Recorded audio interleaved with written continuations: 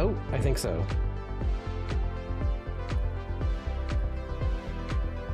Yeah. I got it working. Awesome. Oh my goodness gracious.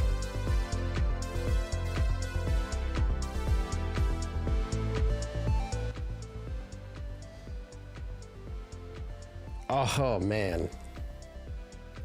Do you know? I guess YouTube changes stuff after time. I swear I checked it, but like I go live on Twitch and it was like, no, how do I go live on YouTube at the same time? And it was like, click the button, did nothing. See, I haven't streamed in forever. But hello everybody. Let me go post everywhere that I'm actually live. I meant to do this so like, oh, I'll have time because it'll just work. Which obviously it didn't. It didn't just work, but you know. It is what it is at that point, you know? Let's see.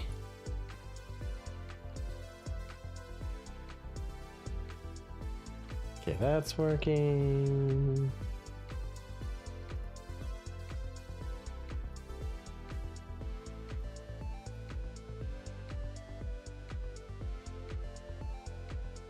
That's okay. Let's now post.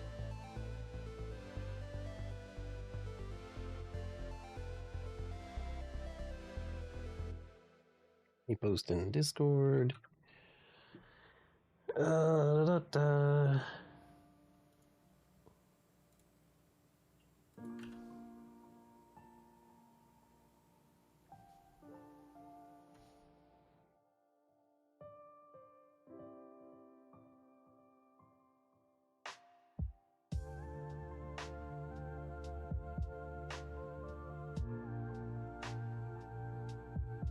Okay.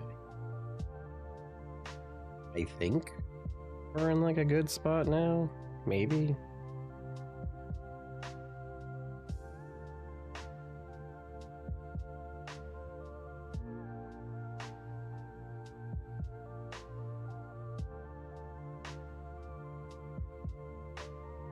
Okay. Cool. All right. And that looks good. That looks good. Okay. Yeah, it's been a while since I streamed. It's been. Why does it keep doing that? I swear. Obsidian. It has been. Let me look up over here.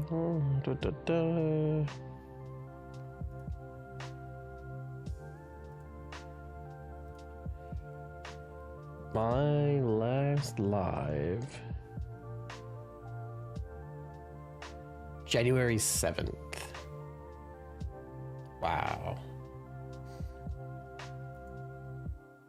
It's been a little bit. Holy moly. Anyway, hello everybody. I am back. It's been 9 months, pretty much. And I wanted to talk about, we'll just chat it up. We'll go through, I'll explain goals. We'll pick some better music, maybe. I think I like this one. We'll go with this one. We'll get back into this routine where stream, I talk about what's going on. And yeah, show off progress, what videos going to be making, what's the goals, all those fun things. But we'll give it a little bit of time, and maybe we'll even play some games or work on some game dev. But I want to get back into this, seriously. And obviously, like one of the first objectives, like me being back, like what does that mean, and like how much? Because last year, before my big move, I was streaming, like, I had a pretty good schedule. It was like many days a week. I think I took a couple of days off a week, thinking I was working on YouTube videos, but it was like super hard. I was surprised I got out what I got out last year, considering how much I streamed and everything I did. And like this year has been something. Like ever since last year, the whole events with everything leading up. It's been. Why does this? I think there's a bug in this app. All right, we don't have to stare at my face the whole time either. Let's see here. So I'm gonna do my favorite thing, where I use the screen and make examples. And no, I'm not using Paint. I'm using Obsidian. But I want to kind of talk about like what does it mean to be back, and what's my plans, and where are we going with this, and how much am I going to be on, and what to expect. The first thing is I'm back, which means I'm going to mess up because I haven't streamed in forever. I haven't done a lot in forever. Man, I'm just asking for your patience as I figure everything out. Because I'm not perfect. And that's the big overall thing. Is there's so much pressure as a content creator to be like this view of perfection of like, he knows exactly what he's doing all the time. And we're people just like everyone else, and we don't know a lot. We do know things, and then we mess it up because we think what you think is working doesn't work. And that's just standard like development.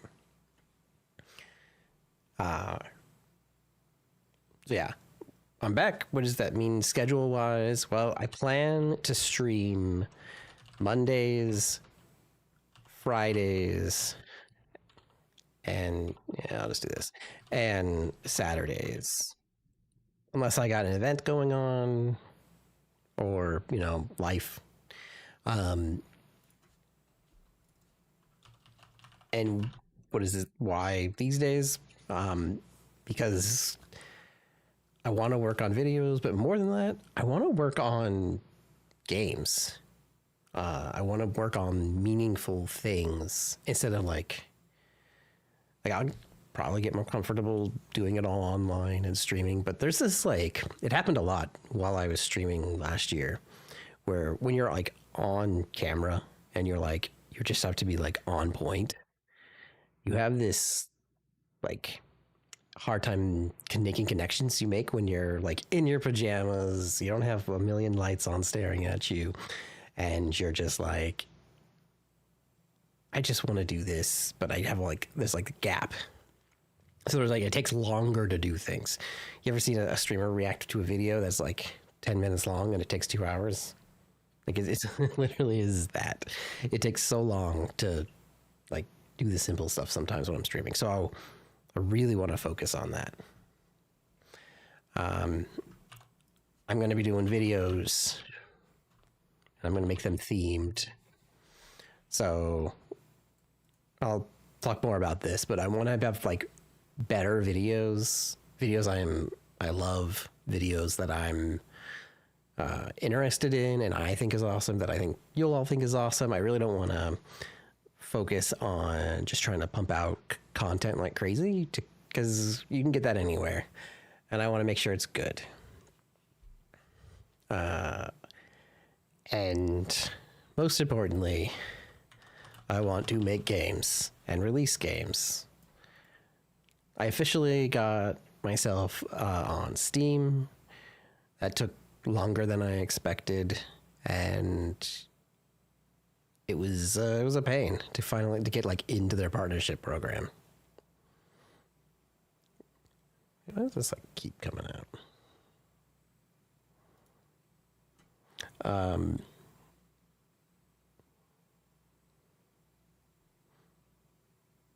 Let's see.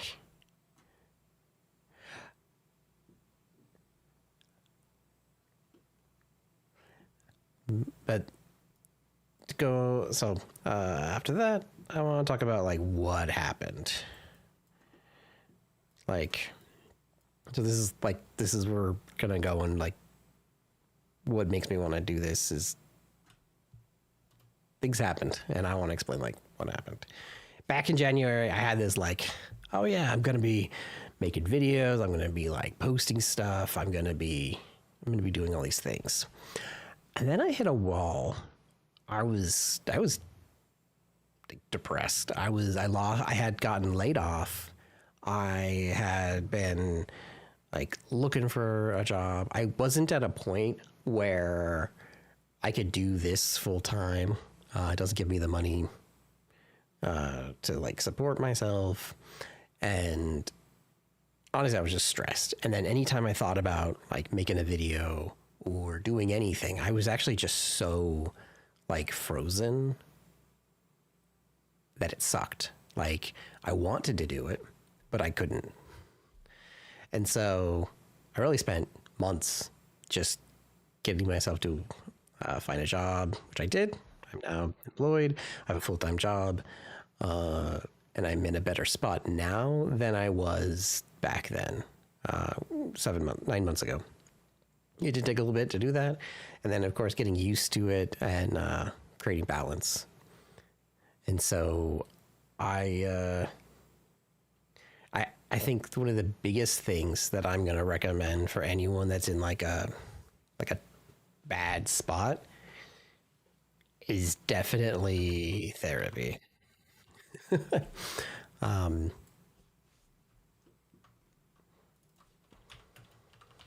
It absolutely does. And therapy, a good friend, someone to talk to, because I was in a very bad spot.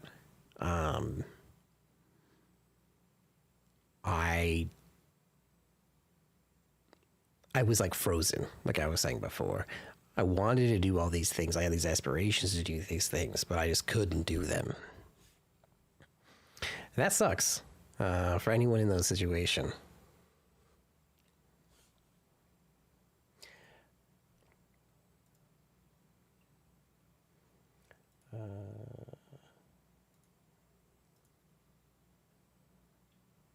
Yeah.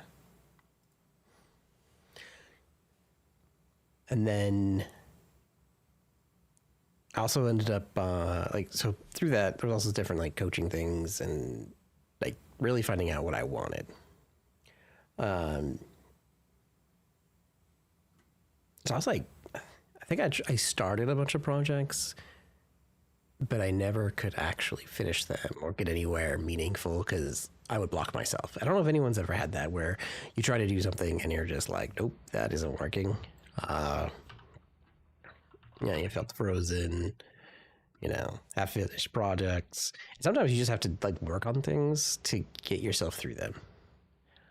And I learned that I'm very aware and like I think about everything, but it's because I'm like always reading a room, and I had a traumatic life growing up, that I was always in like survival mode, and so I would think through everything all the time, which I guess isn't normal.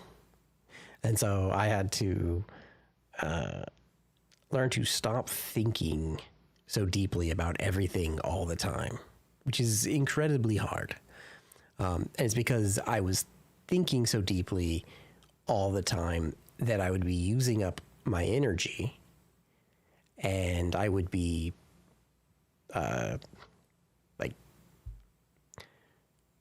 I'd be exhausted. I'd be tired. So by the time I'd go, like, cause I always do late night streams. So this early day stream thing is newer and early. It's 1:00. But I would be so tired that I wouldn't want to work on a video. I wouldn't want to, do anything like that. So then I had to get through it. And I learned that you can control those things because you just have to like stop it, but you have to find your reason. Like, why, if you say you want to do things, like let's take being a video game developer. Why do you want to be there? Why do you want to do that? Like really finding the why that your passion is attached to. And It certainly isn't money. I don't stream for money. I don't make games for money. If I really wanted the money angle, I would stop streaming and just keep my day job and climb through those. I realized that I love creating things, and I love sharing those things. And I only started doing YouTube when I saw a bunch of people making tutorials.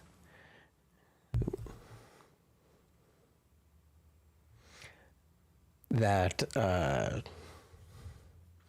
I was like, I'm having a hard time understanding it, and I wonder how many other people have a hard time understanding these tutorials. I think I can, because I used to do like whiteboard tutorial for people all the time to explain concepts, and I always got complimented like how well I explained things.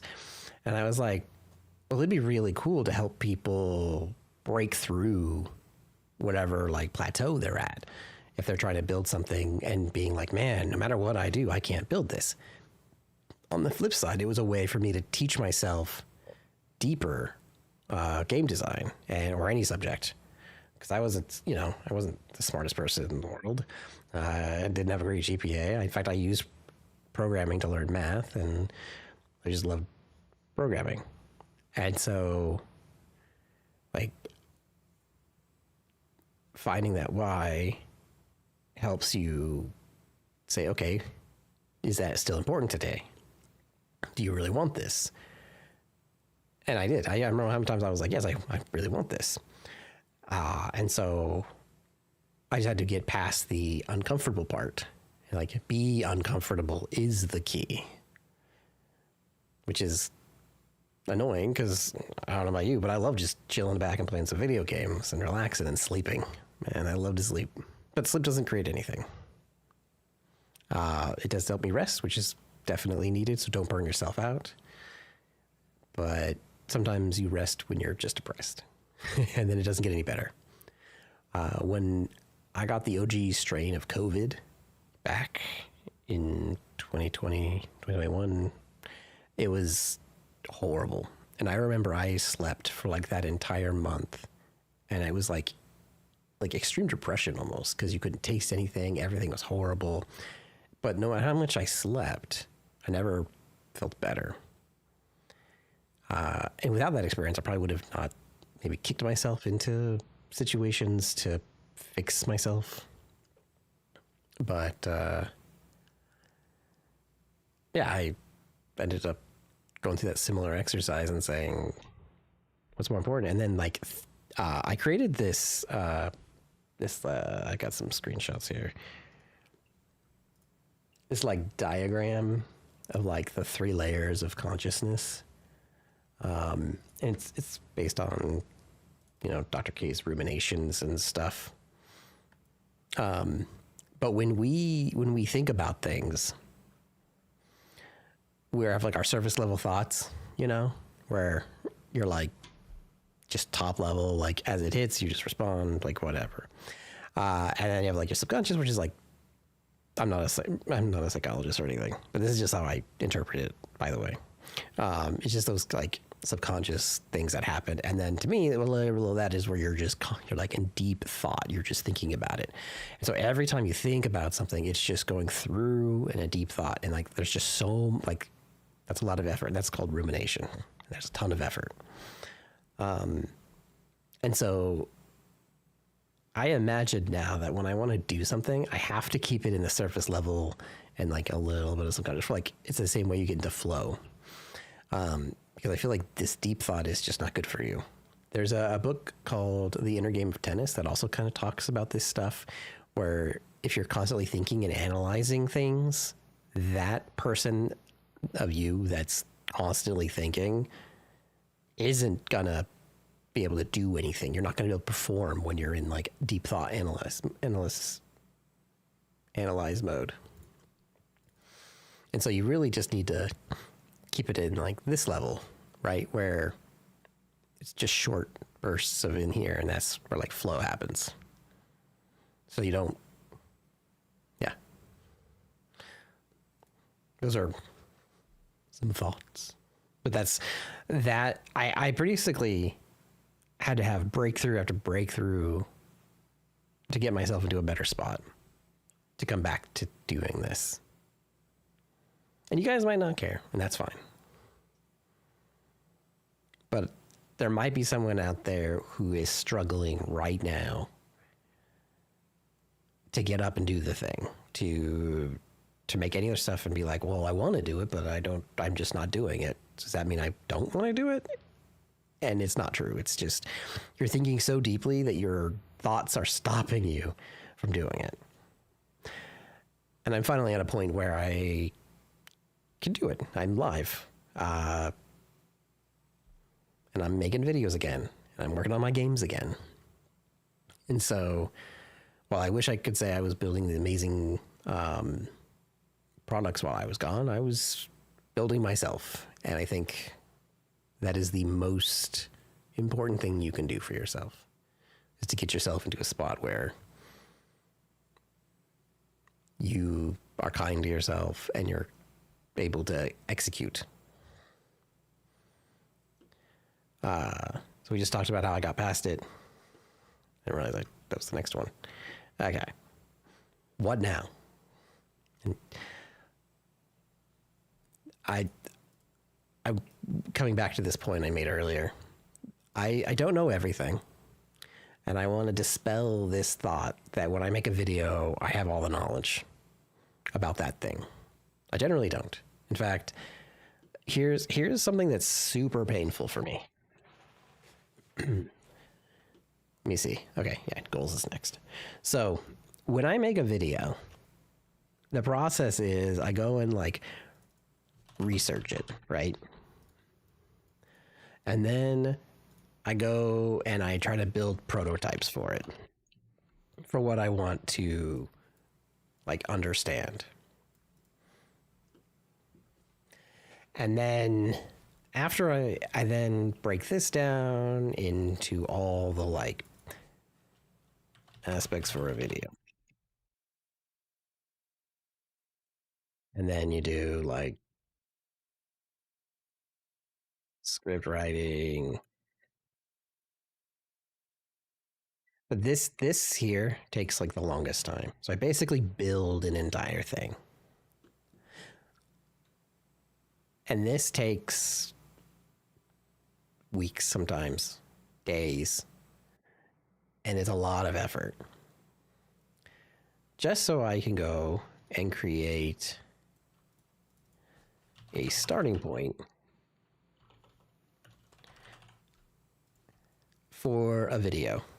I then go and record it. And then you have like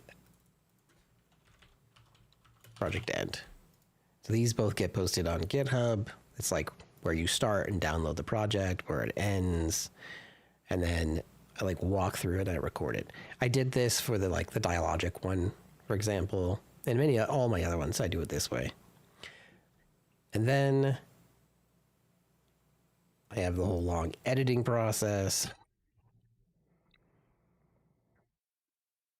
And then eventually it gets uploaded.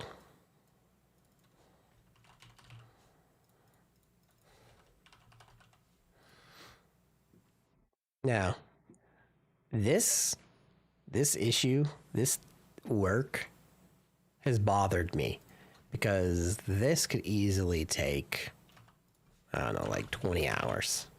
Easy. Maybe even like 40. Which, in a week, I don't have a whole lot of to spare. And this is just for one video.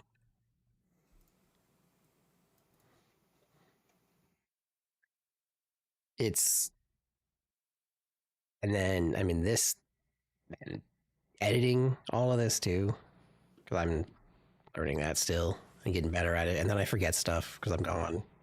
And I have other goals and things I want to do. And I'm like, man, it takes me so long to get one video out. And it bothers me. So, I have decided what I'm going to do is still do things like this, but this prototype is going to represent multiple different videos. Shboob! Hey, welcome. It's so good to see you. Yeah, I'm happy you made it. Oh no, that's fine. I'm happy. If I didn't want interruptions, I would be making a YouTube video that you could not interrupt me in. This is a interactive experience. In fact, actually, I'm curious if you have similar back when you made videos, and I know you still make videos here and there when you're not working on the voiceover stuff. The hardest part for me has always been you research the thing, you build the thing to prototype it, to then build it again for the clean, like, video. At least this is how I do it. I really want to focus on authenticity, and be able to say, like, I didn't start this project knowing how to do it. I don't know how many times you watch a video and you're like, wow, how does this person know that you need to put the pixel at 232x and 73y? Prototype schmototype. Yes. And so my goal is to stop making prototypes to, like, because I need the answer. So then I can tell you, how do you build this thing? Oh, hold on, ad. Yep. Thank you for the...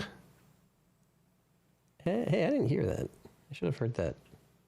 But thank you, Shmoo, for subscribing. I appreciate it.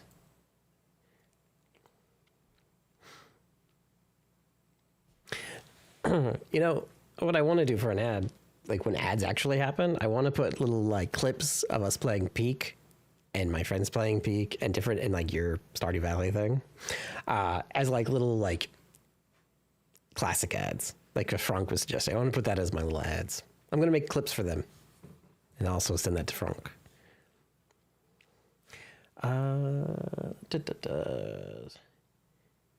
Ad is in progress.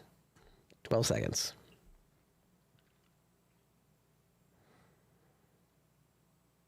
That is insane. Because, oh, you know, I should have ran ads at the beginning, but now at least I don't get. Thank you so much for subscribing. Welcome back. What is the ad set to? That's crazy. I have ads set to, like, the lowest I'm allowed to. It has, like, a little thing over here on my... I know they force it. But I have it, like, lower, and they have this little tick where they're like, you're greedy. There's potential revenue increase right here. And I'm like, nah, man. Nah, I'm good. I'm like, no, I'm not streaming on here to be making, like, tons of money. I'm not Kai Cenat or whatever. In fact, if you're here for that, Jeff needs more. Yeah, man, it's a tough time for Mr. Bezos. He has a hard time, like, wiping that sweat off his brow with money. It's so hard. Anyway, where was I? Prototypes. So when I'm prototyping, I before was doing it in a way where I'd make one video and then I had to prototype a whole nother thing just to make another video, and then I wasn't working on my games. And so things were never really aligned. And then there was this, like, false representation that you know everything in the video. And so one of my biggest goals is being authentic and, like, what that means for me. And that means I don't know everything. And being okay showing that. Showing the rough parts. Showing that, like, yeah, this isn't perfect, but this is what I know, and maybe it'll help you. And it'll teach different things. For example, I wanted to get a video out today, but I won't be able to. It's so much less stressful to stop going for perfect. Yes. And there's words like done is better than perfect. And that's what I'm going for. I'm going for just being done. Because, here, let me show you. I've got this little project I've been working on. This is not my game, but this is Tappy Plane, like Angry Birds. And I'm showing off how to create a level that's generated randomly with different spikes, and like how you can build infinite levels using tile maps. And you can see it's not even that far, and also showing off parallax. So we've got our little mouse here, we've got the little plane. I broke it at some point. Score label, what did I do? Uh-oh. Yeah, it was. See, this is player not assigned. Uh-oh. I broke it.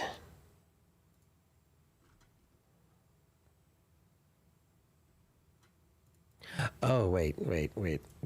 Do. Camera. Assign. Score label. Assigned.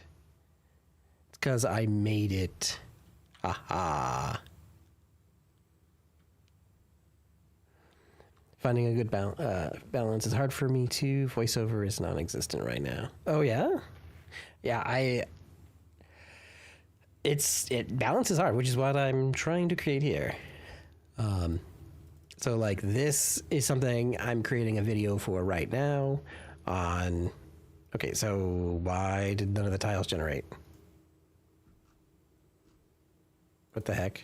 Infinite map, cavern spikes. Oh, player. Boom, boom, boom. We need the tappy plane here. Okay, now that it knows where the player is, when we do this, there we go. Now you can see that the map continues to generate the cavern and the spikes. And how that works. I think it's so much more compelling to show the problem solving of coding rather than just, yeah, you do this and then it just works. Yeah, absolutely. Absolutely. I ran into so many problems doing this and things not working the way. Like, they rebuilt the parallax system because the first one was just garbage. Like, I've never had parallax working ever. And here's the annoying part. To make this work for me, because I have a bigger screen, you had to use 3 repeating parallax. Otherwise, you get, you'll actually see an issue where the camera will outrun the parallax screen. So you see how it's like, now it's like black right there. And that's not in the documentation about like, wait a minute, I thought the camera scrolling should make it appear. Parallax is my worst enemy right now. Oh, yeah? What are you doing that's doing with the parallax? We'll bring that back up to 3. Oh, dealing with it at work. Except we don't want parallax. Oh. Yeah.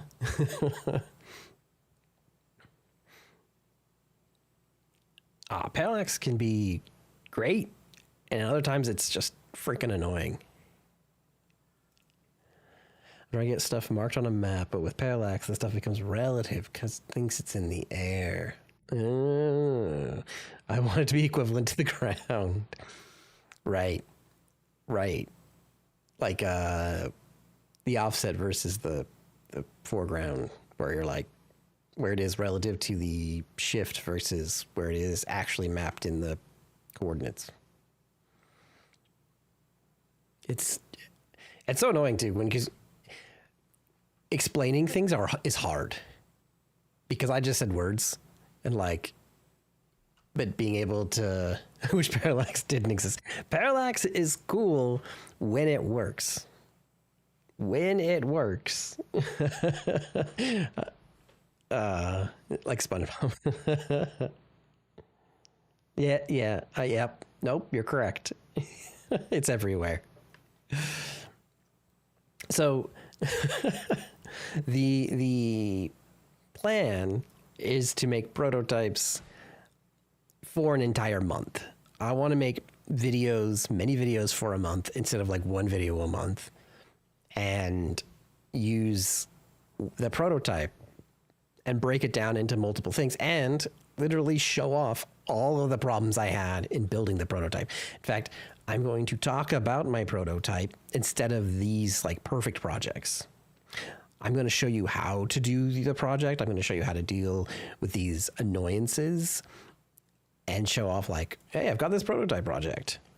And explain all of the problems and how come it took so long. And then try to make multiple videos in a month based on that prototype. The next month is based on the game I'm working on, which I wanted to go simpler because my biggest thing that I see online, and then I totally agree with, is there are plenty of people that want to be content creators who dabble in game development. There's like a whole thing about like, oh, I wish these YouTubers actually made games instead of telling me what to do, but haven't made games themselves. And I want to be a game developer first who also makes games and streams and helps people make amazing things because I've been through the trenches. I have many, many years of experience in like software development, and I've worked on like old school game development stuff in like the C++ using Allegro for graphics display and rebuilding like A Link to the Past. And back when 3DS Studio Max. I'm scared my software experience won't translate over. I think it does. I think it absolutely does. From what I know of you, I think so. The biggest skill in software development isn't the language. It isn't the syntax. It isn't like any of those deep things that software architects try to explain to you. The real power is debugging. Can you understand the problem and can you solve it by like going through deep down and like solving it? I'm with you too. I want to make it so bad too. This is, you know what? This is a good time to translate into my goals. And then I want to know your goals. Let's see here. Like, here are my goals. Open a strawberry farm. Strawberry farm. That sounds good. So these are like general, but like physical things. I want to open my own game studio. And I want to have 10 people in it max. I don't want to have a huge AAA studio with hundreds of people. I don't want a huge corporate game company. And what I want to do is have cameras and it be a like live streaming studio so that people can see what like a real game studio does, including the boring bits where you're like, oh, they're just coding, or they're still just talking about this thing or going over a design and like over and over. And like showing that the boring bits, because I think that's important just as much as the like not. It's hour 48 of audio editing. Yeah, it's, hey, does this sound like a jump? Let's get something else and like mess with that. Like, I think we don't show enough all of the bad, like the times it fails. Because everyone cares about, like, in the end, what is the end result that was amazing? Like, hey, we put this in here and, you know, I mean, how long did it take Arcane to get the right sound design? And it took years of them to get the animation quality they have. Like, their first versions of anything sucked. In fact, that's the biggest in training. Oh my God, training. taking a sound design course, right? Nice. Yeah, I am doing a lot of courses right now because I hate myself. Not really. I'm doing audio because my game is a rhythm game. It's a 2D shoot 'em up rhythm game. Is the first game I'm making, and I'm doing a stylized art course as well because I have a certain style I want to create, so that I can translate it to the game I want to go back to. That is, I know. Yeah, so simple to me is always is relative, I guess. So it is a shoot 'em up, but it is 2D. I'm using just basic shapes, but I'm doing stylistic shapes, and instead of a standard clock time where you have like your delta time frames and a physics frame where it's like every 16 milliseconds, I'm using what's called a beat clock, which I built myself. That it's based on the BPM of the song, and it tries to keep it in sync, and everything moves in time of the beat clock, and it's interesting. It's hard, but I've been building it. Yeah, here, you wanna see a demo? It's nothing amazing. I'm telling you that right now. Oh, I upgraded. Yeah. 4.4 to 4.5, by the way. Godot 4 to 5 is out.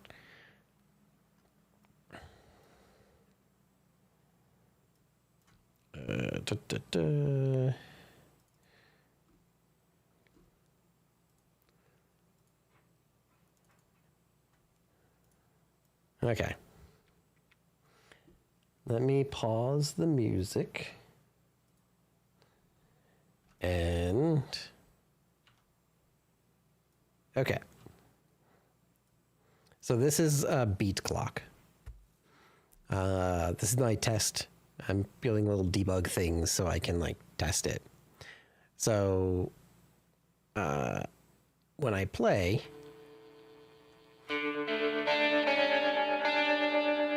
everything meets in here. I've got a thing that tries to sync the music and the beats. This is 120. And I can increase that. And it tries to keep it in sync. Okay, that song is like too much. But yeah. So this clock, think of it like 12, 3, 6. Thanks. So I haven't been doing nothing, but I'm working on building a system that lets it all run based on a beat so that I can spawn enemies, I can have experiences that are all in sync without running into all the whole rhythm issues. So this stuff is all going to be next month's video. It's all about rhythm so that I can build my game, build really, really cool tutorials on rhythm-based games, because I actually haven't seen a whole lot of that out there. There's tons on platforming. There's so many on like simple games and like that have been done like a million times, but not on rhythm games. And last time I made a rhythm game, I had like so many issues because I was trying to time it up with the song where things change, and everybody has their own computer that runs at a slightly different pace, or like their computer's faster, so they get more frames per second. And so the more frames, now the game is off, and you could tell when something is not in sync. But nothing is cooler than playing a game where the music gets, you know, that like sensation on your arms and like your body, you feel it, and you get the moment where it's just like, it's like being addicted, you know, you're just like, oh my God, this is so freaking cool. And so I want that feeling, but I don't want it to be off just because someone else's computer is so much faster. The Danny DeVito meme. Do I know that meme? I might not be cultured. You might have to share that with me. I might have seen it. Oh, all right, there we go.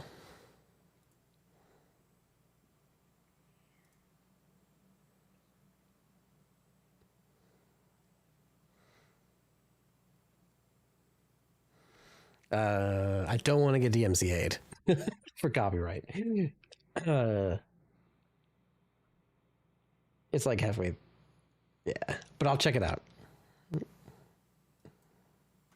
Ah, yeah, that face.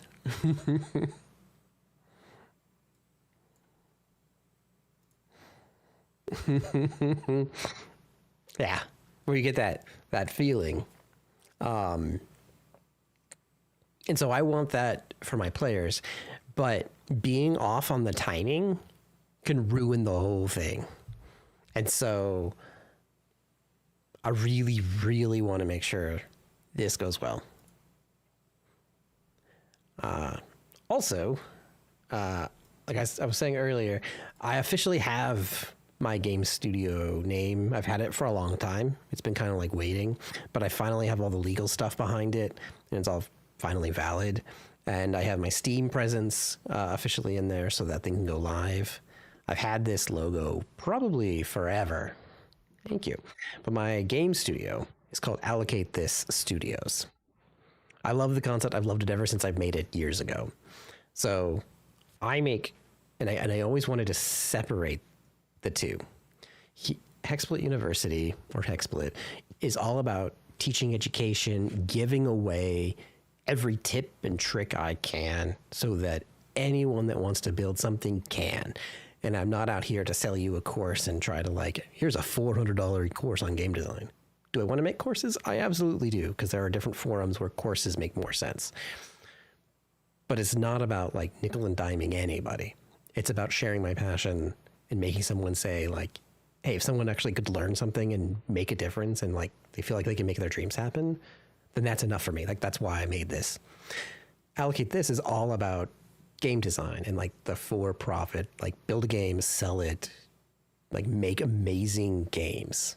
Like back when Blizzard made high quality content, but without like the misogyny and all the other crap, like the craftsmanship of coding and game design and building for the love of gaming and like loving it and not microtransaction people to death. And so I've got a list of games that I've been working on that I've been here and there pushing for, but I'm like buckling down and saying, let's release these. Misogyny is a very important part of the game development pipeline. I certainly hope not, because if so, I'm going to have to, that pipeline build check is going to fail.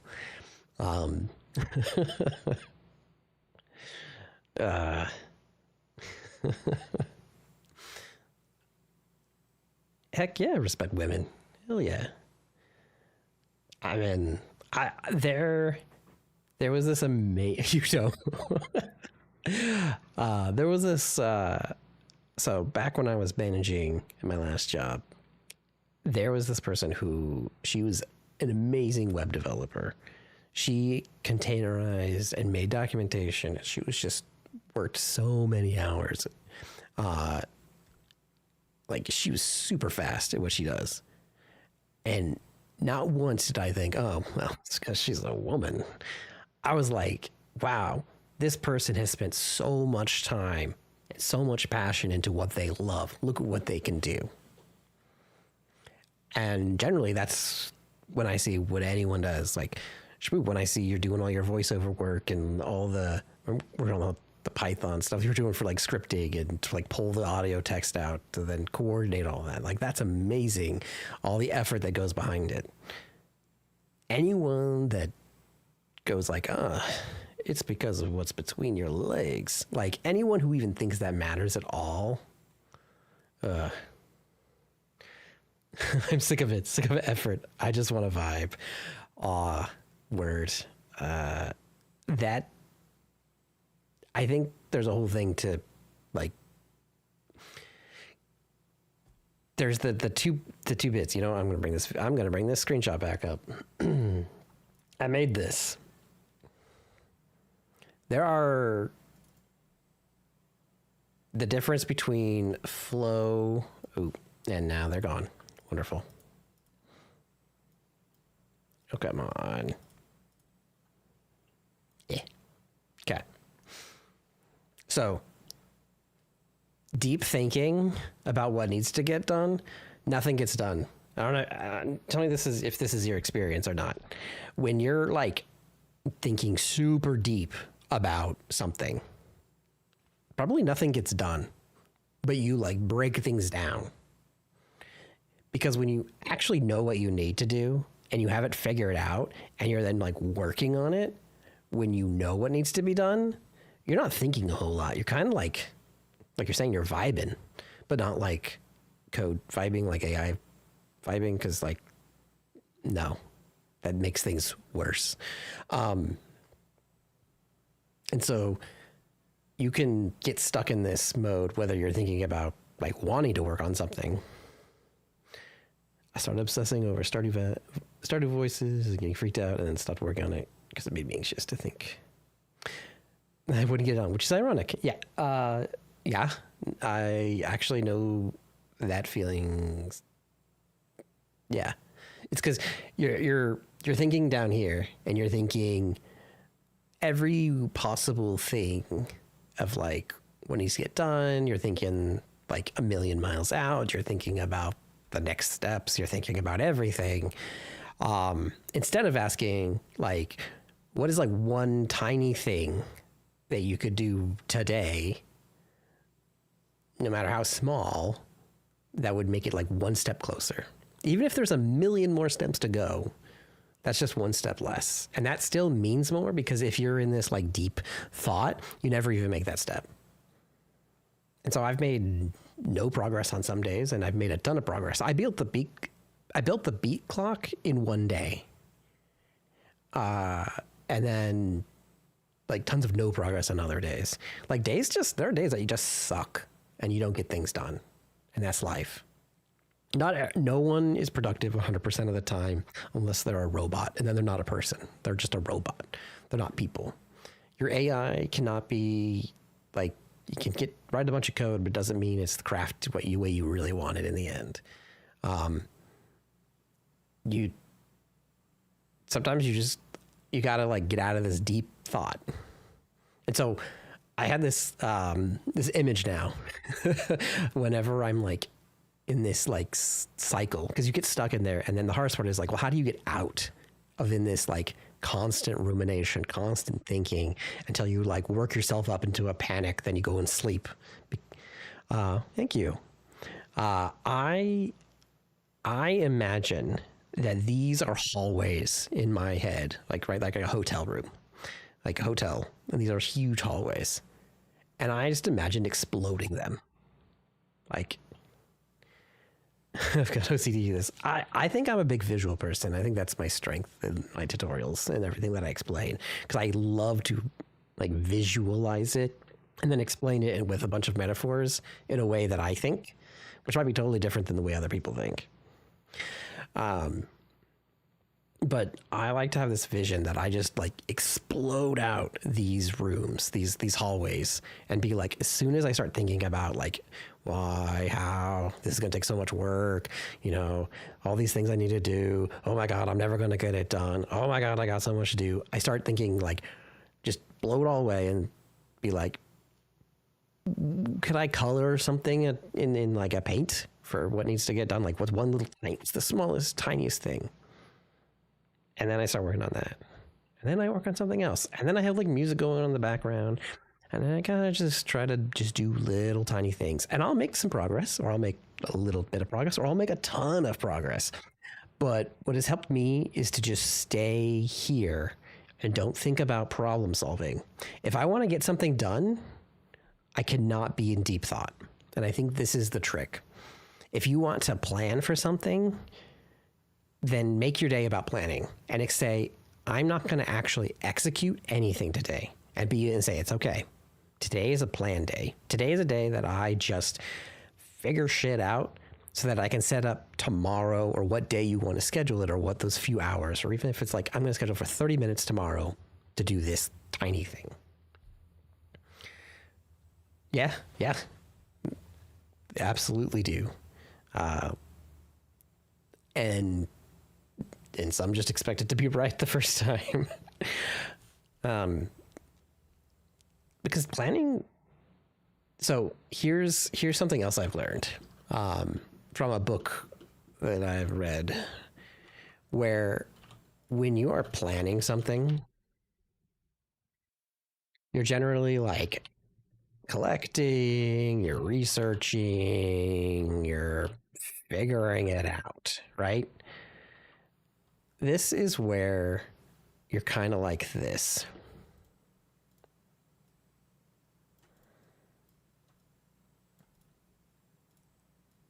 Right? You are open to everything. Everything in the world comes in, which means you have unlimited options. So, like, it gets chaotic and everything is in here. Now, when you're actually doing like execution, when you want to like do the work, when you want to build or create stuff, you actually need to be the other way and close off and not allow things to come in.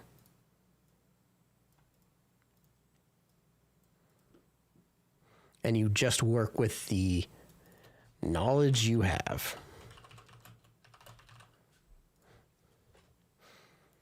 This prevents thinking about all the unlimited options. It stops you from thinking about everything else, about collecting more things, figuring out more things.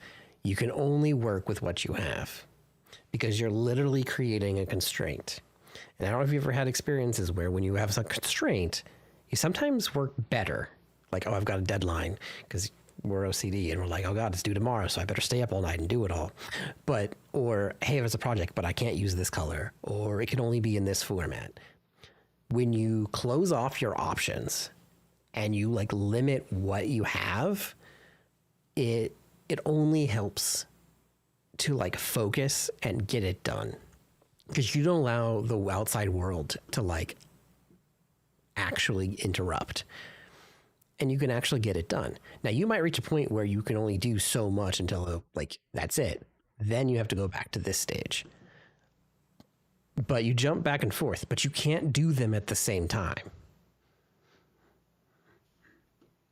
And this I have learned while I was coming back to reality.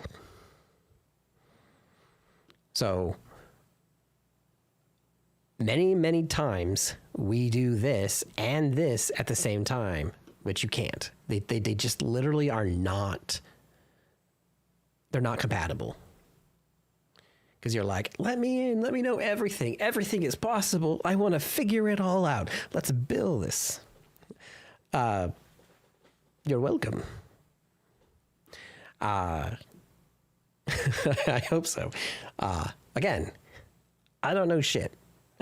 I read a lot of stuff and I do stuff that helps me, and maybe you're as weird as I am, and it's like, I need to figure out what works for me.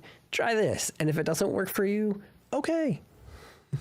I am awesome. I knew we got along for a reason. We have the same OCD craziness of I can't work unless I'm in certain modes. Which can be really annoying because usually this phase has like two styles. There is the you know what, I'm going to do it in this size. I'm going to do it like this. We've got the positive stuff where you're like, everything is amazing, right? You're thinking about all the possibilities. You're thinking about like, oh my God, it's so cool. I can't wait to do all these things. And you're just like thinking about everything that could be. And then there's the other side. It's just the negative, where everything sucks. And when you are in this mode and then you try to do this, this taints all of it. And I can't believe I closed the windows because I'm going to have to show it again. And that's where rumination occurs. That goes on is good for productivity when you are in the everything is awesome state. But when you are in the everything sucks state, I'm so horrible. I don't even know how to do that. I can't draw. I'm a fraud. I'm an imposter. I blah, blah, blah, blah. Insert negative aspect here. When you're like that, you plan for nothing. Nothing gets done. And you are in a constant state of hurting yourself mentally to put yourself to go like lay down and sleep and still not feeling good afterwards because you do this. So, I mean, the simple answer is like, oh, well, don't deep think when you're in this, everything sucks, which is the answer. But I hate when someone says like, just go do the work when it doesn't work. Like, just do the work. I hate, it bugs me because it's like, I'm in that mode. I have been trying, and it's working mostly for me, to try to create, even when I'm deep thinking positively or negatively, that aspect where I'm able to like leave it at any time, like blow up those rooms, like blow up those hallways, and try to just live in the surface, live top level. It doesn't matter what people think about you. It doesn't matter if you're not liked by everyone. It doesn't matter if you suck at drawing art or that you're, not a great coder, because in the moment you are as bad as you say you are. And you need to get to the place where all those lies are not true, but you make them true when you're like deep thinking. So you need to just like walk away and like get rid of it. So as soon as you're in a bad mood, don't try to plan. Just call it a day. Do something else. And try not to feel bad for it, because there are days that everything sucks, and that's okay. It's okay to have these days. I get them all the time. I blame it on my upbringing, and I've been getting through some stuff, and you're just hoping to have more everything is awesome days more than you have everything sucks days. And when everything sucks, go find a friend. Go play some Peak. Go play some games, go watch a YouTube video, be in that surface level. Don't be in planning mode, because nothing good comes from an everything sucks day. Like, you can't plan. I like to have low energy day productive plans. Yeah. And don't set expectations. Just plan to be like, let's see, like, what can we do today? Like, let's just figure it out. And then be like, and if you don't figure it out, that's okay. How long do you think it took concept artists to create their designs and script writers to write the story? This is actually a good lead into some of the things that has been so helpful. Oh, you're welcome. I'm glad I can help anyone. It makes my day to know that someone's helped. I went to Dragon Con recently, back over Labor Day weekend. I'm part of a podcast group.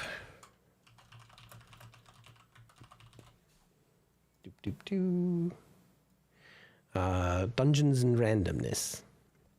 They go to Dragon Con every year. I've been a part of this group since 2015. I've been with them for years. I've been on them many. I'm a cast member. I've been a part of for many years.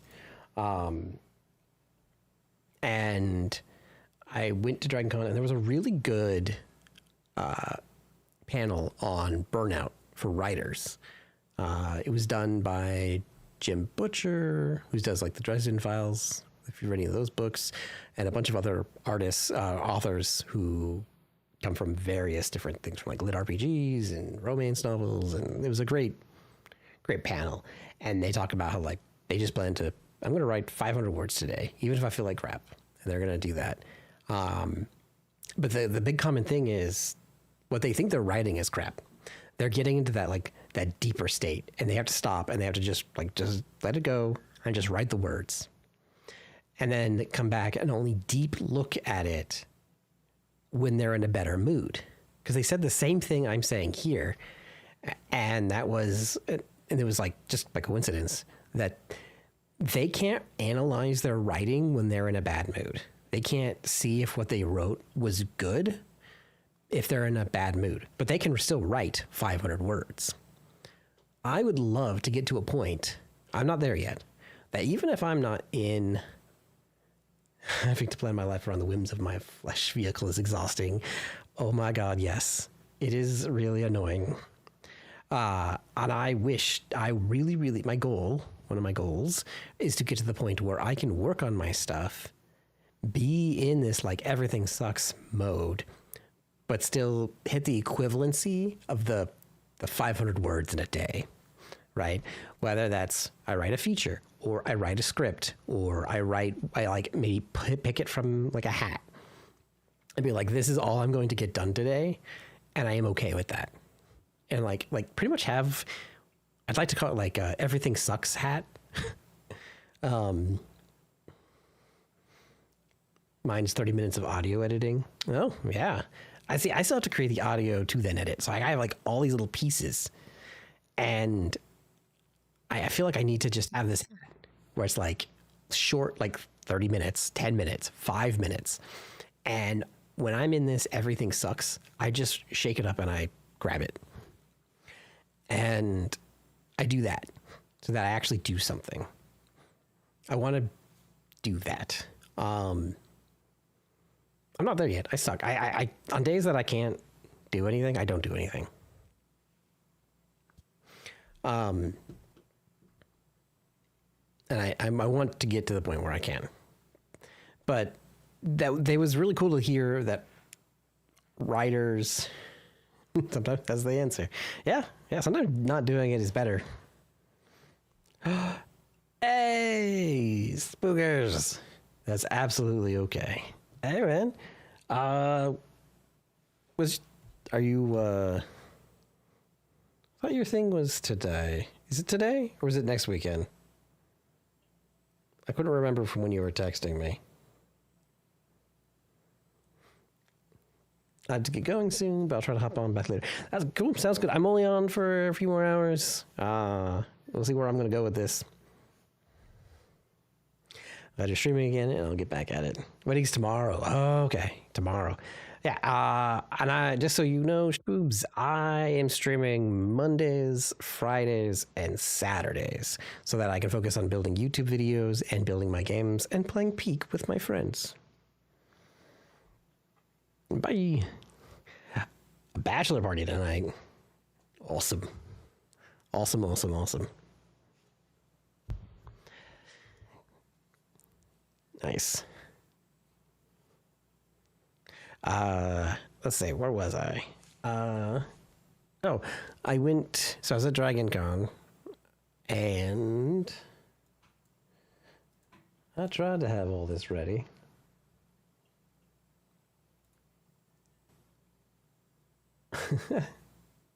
But the panel was really, really good. So there was like so many, it was 3 days. I've been with them for ages, and I'll be doing Tuesday nights recording with them, and they're going to be posting videos. So I'll be back on the guest release videos for the podcast as well. So I've got a lot of things coming.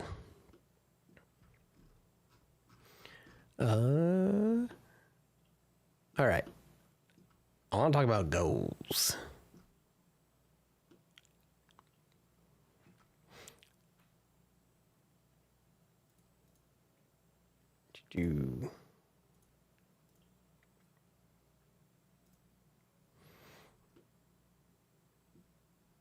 So, I was talking about before. I want to open my own game studio. I want to make sure I'm authentic and show you guys, like, hey, things are happening. Yes. Like, be authentic. Say that, like, things suck. Things are hard. Things are not easy. I don't have all the answers. I've never had the answers. I just try to research it until I know the most of it I can, and it may even be wrong, but then I make my video. But I want to be more transparent about all the crappy things that went into make, hey, this thing sucks. Or I still don't understand this aspect of it. I want to create awesome things. I want to make awesome games, awesome videos, awesome events, awesome streams. Like I want this to be even better. I want to do fun, like timed-based things. I want to make it more than me just being a talking head this whole time. I want to do awesome things. I've been studying a lot of Stoic beliefs, and this sounds close to this in some ways and how to be your most authentic self. Yeah, I'm a huge fan of the Stoic stuff. It takes, but I'm also, it's hard for me to follow because I'm so mean to myself. I've been getting better. But yeah, there's a lot of good stuff in the Stoic. There's also some stuff that I don't care for. So I pretty much take things that I like and then I absorb them and I say, maybe that's how you get messed up. This other thing, be consistent. That means I want to be consistent in the videos I release, which means I need to get faster at prototyping and building and script writing and releasing. But that's why I'm going to make like one giant prototype for the month or related to what I'm working on that then feeds into multiple videos instead of like one giant prototype every single time that then takes the whole month and whatnot. So I'm trying to be consistent by being smarter about how I can get it to the point where I can make these videos, make the games, plan these streams, and like be smarter about it so I can be consistent. So being consistent is more than just sitting down and like writing one day, because I have to do more than just that. I obviously want to open my own game studio. That's a big one for me. This is like a long time scale too. I want to create an awesome community. I think I already have the start of an awesome community. At least I know I did back a year ago, where I had plenty of people joining the chat. There's plenty of people today, and a lot of you lurkers out there that kind of just chill and get the vibe and love it.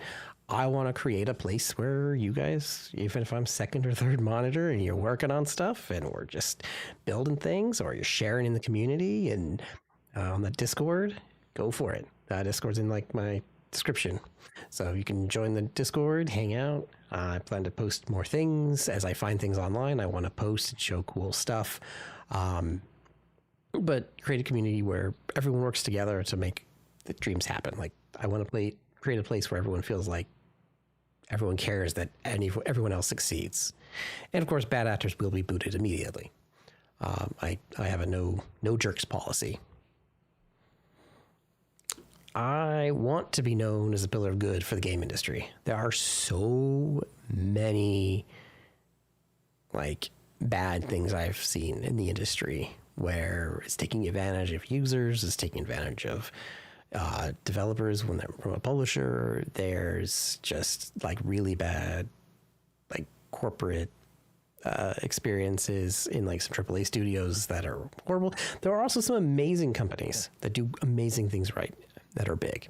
So I want myself and my community to be an example of what's good. I don't want arrogance to get in the middle of it. I want everyone to be able to say like, this guy's here because he just wants to make the world better, which I do. I want to make everyone feel like they have a path to make their games, to make their things, that if they care about it, they'll go after it, and we're all here for it. No one's here wanting to put anyone else down because, oh, I wanted to build that, and oh man, I can't believe he made it, so I guess he did it, so I guess I can't do my thing now, or any of that junk that sometimes comes up when you're overthinking things. Everyone can have their own IDs. Be a good person, to be yourself. Be a good person, be yourself, be passionate. Yeah, exactly. And I still haven't decided if I want like Twitch chat and stuff showing up on my screen, so I don't have it today. There's a whole weirdness around like YouTube chat also showing up on like having them bundled. So I'm like, I've just turned them both off for now. Either way, I want to be like invited to events. I want to be able to create amazing events. in the industry. Thinking about, so right now there's a huge event going on.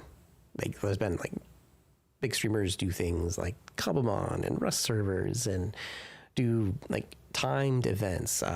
Ludwig has his Fast 50 coming up. There's all these like really cool things going on, but not so much in game dev. Like we have game jams, right? We have the Godot Wild Jam that happens every month. We've got the Ludum Dare that happens, twice a year. There's these events, and then we have like GDC, we've got Indiecade, we've got PAX and stuff like that. But it's just not the same. Like I want to create community events, but also like for the industry, for game dev, for game developers, for creators. I want to create servers where we have like, it's a timed server event where it kind of like how they had their Cobblemon thing, but like, what if you had a server where you can build, you got these little like sandboxed threads of things and you can have teams that can build in these server environments and we have them running for 90 days. And after 90 days, we see what does everyone create in the end. And we created a video for it and we talk about it and we like create like really cool things like that.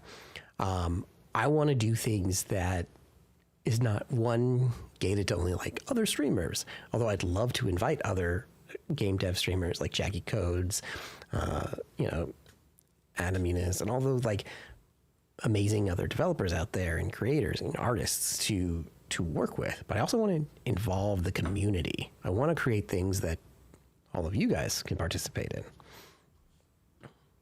and make them big and fun. I want to make awesome games. So that's part of the create awesome things. Now these, of course, are generic.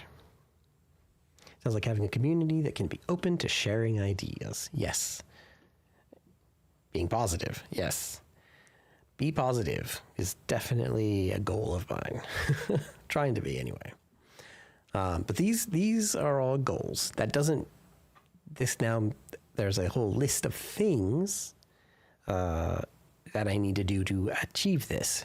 And I can't do it alone. To be a good pillar in the industry means I need to create things that I need your feedback. I don't want you to lie and be like, oh, this man is perfect. Look, he does all the great things. I know when things suck. And it's okay if they suck. But let's build a community where we rise each other up and build amazing things and can recommend each other and create a network of wonderful people in a place that isn't so wonderful right now. I'd love to have a safe place for the community to just be. So expect videos, expect video games, expect streams. Also, for those days that I'm streaming, Saturdays, I have a list on my Steam of games to beat. I never beat them because I'm always working. So while Mondays and Fridays will absolutely be dedicated to game development and building, I will have parts of Saturday's stream be dedicated to playing games because a good game developer plays video games. Now, I'd love it to also be related to what game we're working on or things like that. When we get back to Edamonia, we're going to be playing psychological horror games. That'll be fun. When we get to Hey Detective, we'll be playing a lot of detective games. It's being honest and having constructive criticism and being able to show you care by sharing what you think can make this project better. Yeah, absolutely. I can't make anything better without like feedback. If it's just one way, I won't know if it sucks or if it's great. So, awesome. And same with the events. So like running amazing events means I need to create ideas that I pitch, that I get like, hey, this is a good idea, or eh. So some things will be workshopped, will be created, and we'll do a timed event. Maybe not 90 days. Maybe it's like 1 month or like 2 weeks. Like let's build like can the community come together? So like last night, I was watching Sea Dog, and they were doing a canvas where they had like templates and they make a picture of like pixel art. So it's like hundreds of people, thousands of people going in and creating art through like the like templates, and they have little canvas things. Well, we're not a community of thousands yet. Although thank you for everyone that has subscribed to my YouTube channel and has done so much to give me kind words and watches my video and gives me feedback even when things are like, I don't get this. I really, really appreciate it. I want to create events as we hit milestones. So the next event, I want to have an event ready for the 5,000 subscriber moment. So when we hit 5,000 subscribers, I want to be able to start an event.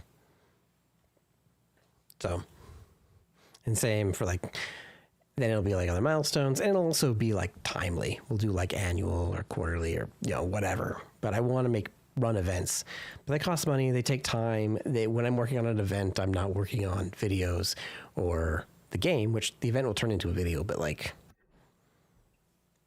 I want them to mean something. And I want your involvement to matter.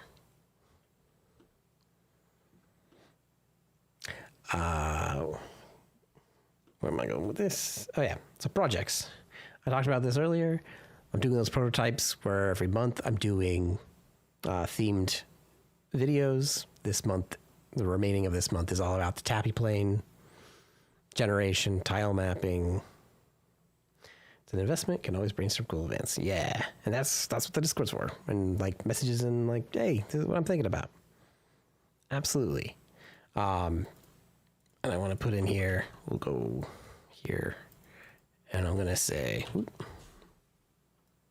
boop, boop, events. So right now, events is basically for the 5K moment. I'm thinking about ideas.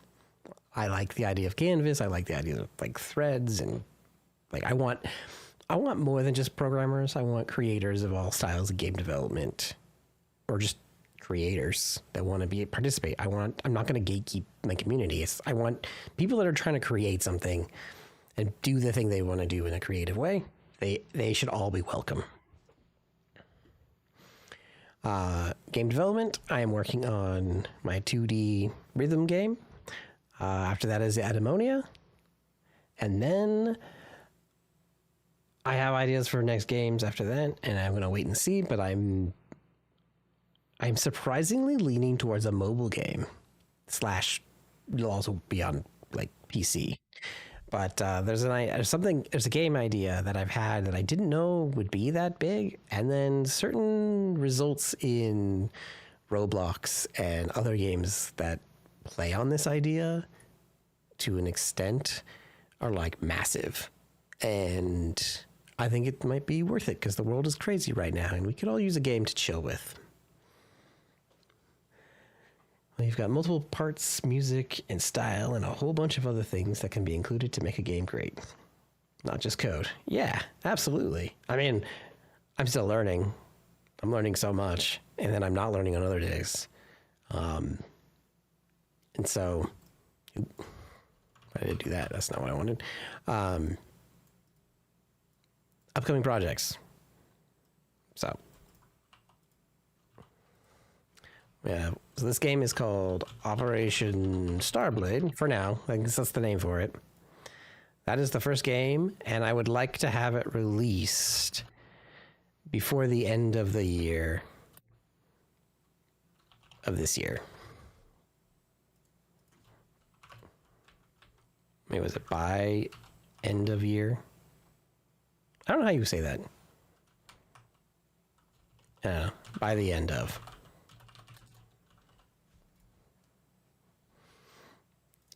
Which is my rhythm game. And then Ademonia, which I've switched out the art style because I'm working on art style, and next year will be, the plan is as follows. Like, we're working on this game. It's gonna be rhythm. I want it to be done by the end of the year. Release a game, put it on Steam, it'll be on each. And then it'll be Edamonia next, which is a game I started last year. There was a whole lot of work into it. And I kept running into a thing where, like, the assets, well, I bought them and they were cheap and they were great and they're cute. It's not really my style. This is a 2D game, but I'm relying on stylistic choices and simplest item while I do some art learning. There's a whole lot of music stuff, which I might rely on a certain friend of mine to help me out, depending on his schedule. And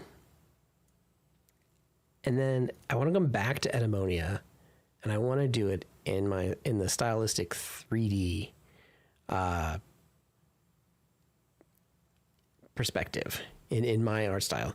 So while I want to work on Edamonia in 2026, there's going to be a chunk of time where there's going to be a lot of streams where we are working on our art style, where we actually build anything like significant in Edamonia. So like I want to create a lead time of actual working on our style. And I think that needs to be like shown and presented, that like building things take time. And sometimes you have to build your style, you have to build like your tools, because this will also be a lot of like tooling and improvements to like get started. And then like we'll work on the story, we'll be doing a lot of like prep work. But I want to show the prep work that goes into the next game. And then events. Like that'll be in there. And as I announced, this is the name of the studio for game design. Everything is done legally. I've had this for ages. And so Steam recognized it's a legal company. Our game studio. So technically I've opened a game studio, but it's not, we need to actually release games now. So this goes back to I want to be a game developer first, and who also creates content and tries to push people to create their dreams. And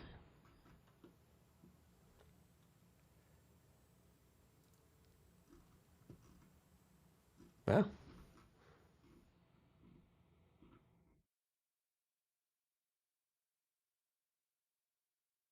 cool. That's the end of my agenda. Really? Yeah, I guess. Yeah, now it's like goals and feedback and what's next.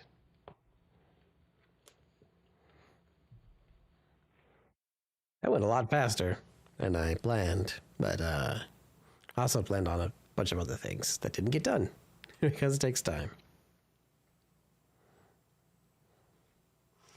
Now, I was also thinking, like, is there any feedback? And then I can transition to, I've got 2 games that I've been playing lately. Yeah. I'm in the closed beta for 2XKO, which is pretty cool. Or I could solo peek and we could play a little bit of that. Because it is Saturday. And I'm trying to make this a calm return. And then I could talk about game dev as well.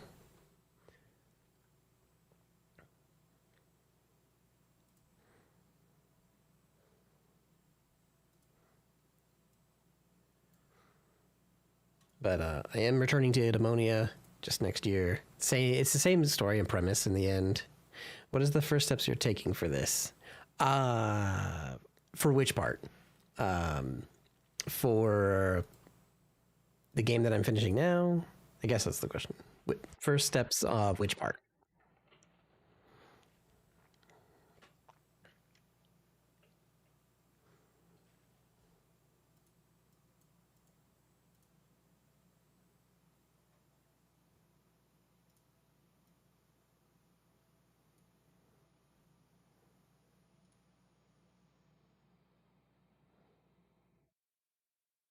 Oh, it's a game. So, first steps. So I've actually have it up here. Um, and I was kind of showing it earlier. I don't know if anyone saw it, but I've got, so it's a rhythm based game, which is inspired by Geometry Wars, just shapes and beats. But it's, its storyline. Oh, no, no worries. No worries. It's fine. Definitely. So this game will also tie into games I have in the future. So I want to the reason I make any game has a purpose. It's not just to get a game out. So this game has a purpose beyond into future games I make. But it's a rhythm-based shoot 'em up, bullet hell style, where it's all based on a beat clock instead of just a standard frame style where you just go up like 16 milliseconds frame rate, stuff like that. So here, I'm gonna hit play here. I might actually mute the game. So mute this out because it's. So I'm just gonna mute that because it does get a little annoying by my test. And so at the moment, the game runs here. So the first thing I'm doing is building the beat clock. So this is the BPM, it's 120 BPM, has beats, and it syncs the clock to make sure there's no drift.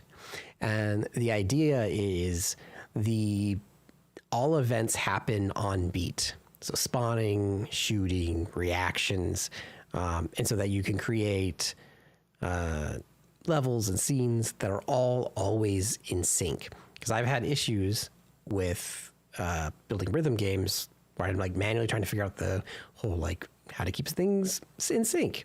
And then if someone's computer is faster, you worry about like the frame rates. You could like there's ways around it using like the physics loop, the physics process, so then you're always within that 16 millisecond. So within that, I want to make sure it's actually within this beat clock. And so then based on the song that is playing at the moment, the scene reacts based on that measure. So you can like have here's an 185 BPM, and so everything moves at this speed. So this is a clock, 12, 6, 3, 9. And so events can happen on like different intervals. And so you can say the 6 of every beat clock event has, something happen. And so you could have like spawns and events and like certain movement actions happen. Like you can do certain effects. So I'm building the core beat clock first. And this takes time to get it right so that you can have this experience. And so these will be things that I'll be doing on stream for sure, as well as off stream. Hey, Frank, welcome. So this is one of the first things. And then there's the next part is to then build like the spawning and build the environments. And like I have to get better at music again. And I'm going to be using 1-bit Dragon to build the chords. And I might rely on your help because I know you do quite a bit of this, Spoogers. For some music generation and like building good beats so that we can create really cool levels. And this game is supposed to be like space. It's supposed to be like fire, like fighting and like saving planets, but all done in this like pixel version, which will be neon and it'll be all that fun stuff. I can help out now that I've been working on music. Yes. I was hoping I could tap you on the shoulder a bit. But there's so much to this that I hope to get done, but I also want to make it, fun and interesting. So I only wanted to make stuff that was fun, and I wanted to tie it in. Yeah. But this game will tie into a future game called Core Harvest, which I will talk about when we're doing that. Yeah, so that the first thing is getting the Get the core clock done. Get the... So this requires... And don't feel obligated. I have my own deadlines of what I'm achieving and going for. I might ask you for like tips and stuff based on your experiences or like things that maybe I'm missing, or even just like reviewing something. But when I'm looking at my plan here, because like next month, so this month's all about Tappy Plane. It's about getting this one about like building an infinite tile map and like showing people how to build this setup and generating and like how to build things. So like there's only a few days left in this month, and it talks about this. But next month is all about rhythm games and how you build them. So it's going to be, I've got my little map here of what we're doing. It's going to be like the core rhythm, loop, enemy waves as chords,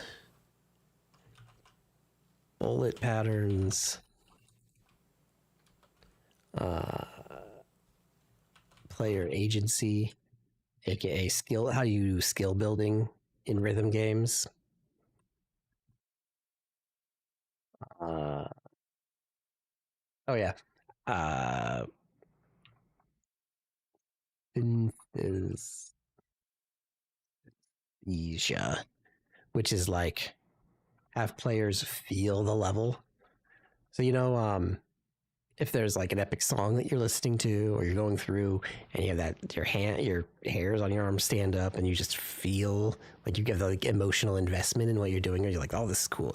Anytime the Halo song comes on, there's this like where audio plays a huge part in the feel. And so this is about like how to get, the feel of that in there. And then difficulty in rhythm games. So there's a lot of things where like these are a lot of the videos I'll be making. But these are all pieces that I need to build for the game. It'll also be, bloom and neon and creating effects and shaders. Yep. Like it all takes is that one little Halo music or da da da da da da da, and you're just like in it. Immediately, everyone knows the game. Everyone gets that like feeling, and that's what it's all about. So exploring that. So that'll be a fun video. So back here, when I'm talking about like creating awesome things, I only want to make videos that I think are cool. Yeah, listen to the Portal soundtrack when working. Yeah, exactly. I listen to like so many video game music. And because it leaves a lasting impression. Music, sound effects, like all that stuff has its piece in game development that honestly needs to be like explained better. Because everyone says, oh, good sound design makes a great game. But no one then, there's way more videos on how to build a platformer than on rhythm games. Oh, the Donkey Kong Land 2 main menu song. Yes. Yes. Absolutely. Man. Doom soundtrack, yeah. Yeah. These are all great examples that I might steal for my video to be like, but then I'd get copyright and then I can't monetize the video. Oh, well. But that's the other hard part is like, may have to do a video on how to deal with content ID in YouTube, but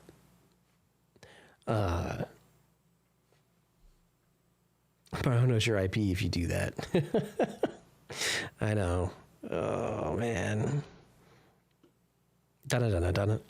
So like, yeah. So rhythm is all next month, which by the end of next month, I should have a whole lot of progress. Because I'll be streaming game development. I'll be streaming this, like building this game. And I haven't landed on the name, but this is just the project name. And then we'll go and I'll figure out what the theme is for November.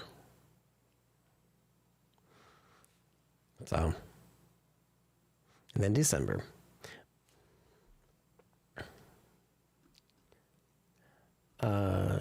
Again, I'll be streaming Mondays, Fridays, and Saturdays, so that one, my work week isn't stressful, but also so I get YouTube videos done. I can work on the games, and then also use Saturday evenings to like chill.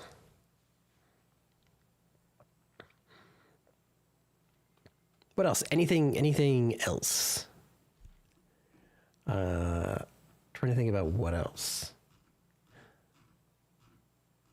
is worth talking about schedule planning project wise.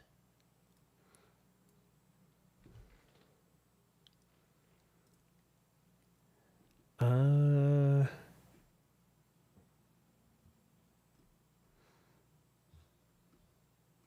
I know. I want to know. So I talked about my goals, right? Open a game studio, make amazing games. What are things you guys want to accomplish? What are your goals? Like, if there was like one thing you wanted to achieve by the end of 2025, what would that be? You know, you don't have to tell me right out of the gate. You could write it down, put it somewhere. If there is something that you're like, okay, by the end of 2025, I want this to be completed. I want to be here. I want to be at this other job. I want to make an art piece. I want to create a game. I want to make a song. I want to sleep in more. I want to finish all my games. Controls, like how smooth and fluent gameplay can be. This is not my goal. I can't code. How smooth and fluent gameplay can be. So, being my most authentic self without masks, play more music, learn a new skill, be more in tune with what I want. I love that one, Spookers. Mainly because that also resonates with what I'm being. For controls for that game, the big one that I think I'm like leaning on some of the just shapes and beats style for controls were like smooth, but I want it to move in time with the beat. Same with FX, and then also pulling from Geometry Wars. So there's a lot of like chaoticness, but I want it to have like smooth scrolling, like smooth movement. There's like the lerp technique, which lets you animate over a period of distance, over a time. And I plan to use the beat clock with that. So yes, I want a smooth, I don't want like a harsh one. I want it to feel like every movement, every action, every event feels like an intentional piece with the beats in the background. So then it's like when you're playing, you're also making music just by playing, like you're in line with it. And that, I think that'd be fun. Hence the whole point of building the beat clock is so that everything can use it as its source of truth.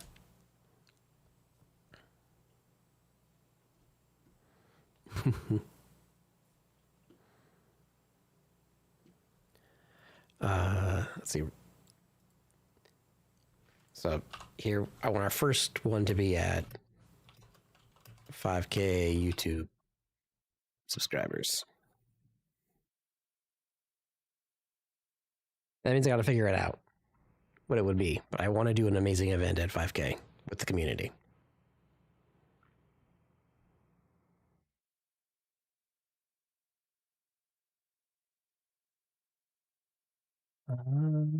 Yeah.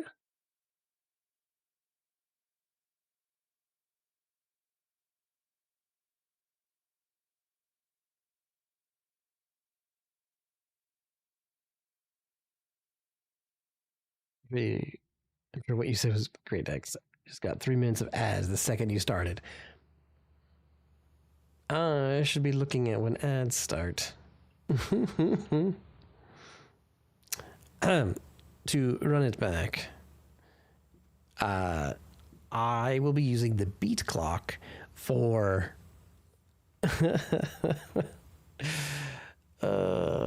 Twitch. I swear. I'll be using a beat clock to drive everything. So I want to use, I'm inspired by Geometry Wars from back when I was a kid, and I loved that game. Just shapes and beats, because the way the rhythm and the like hecticness is of that. All based on the beat clock. So all movement, all actions, everything that happens is all in time with the beat clock, so that everything feels intentional, so that when you move, it's either, you know, part of the measure or a quarter measure, or like it's all in sync. So it never feels disjointed. So it almost feels like your movement and your actions help add layers to the song that's playing in the background as you're playing. So movement and everything, you use like lerp, which allows the one point to another point transition over a certain period of time, and then that time is based on the beat clock measure. So I want it all to feel intentional.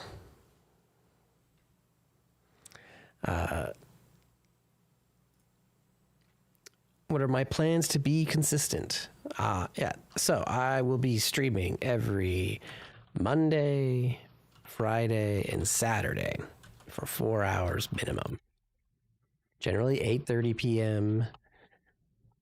CST to 12:30 a.m. That is the goal. That is the plan. It was golden comedy, but that is cool. That's what RoboBeat did. I am adding RoboBeat to my list of things to look up.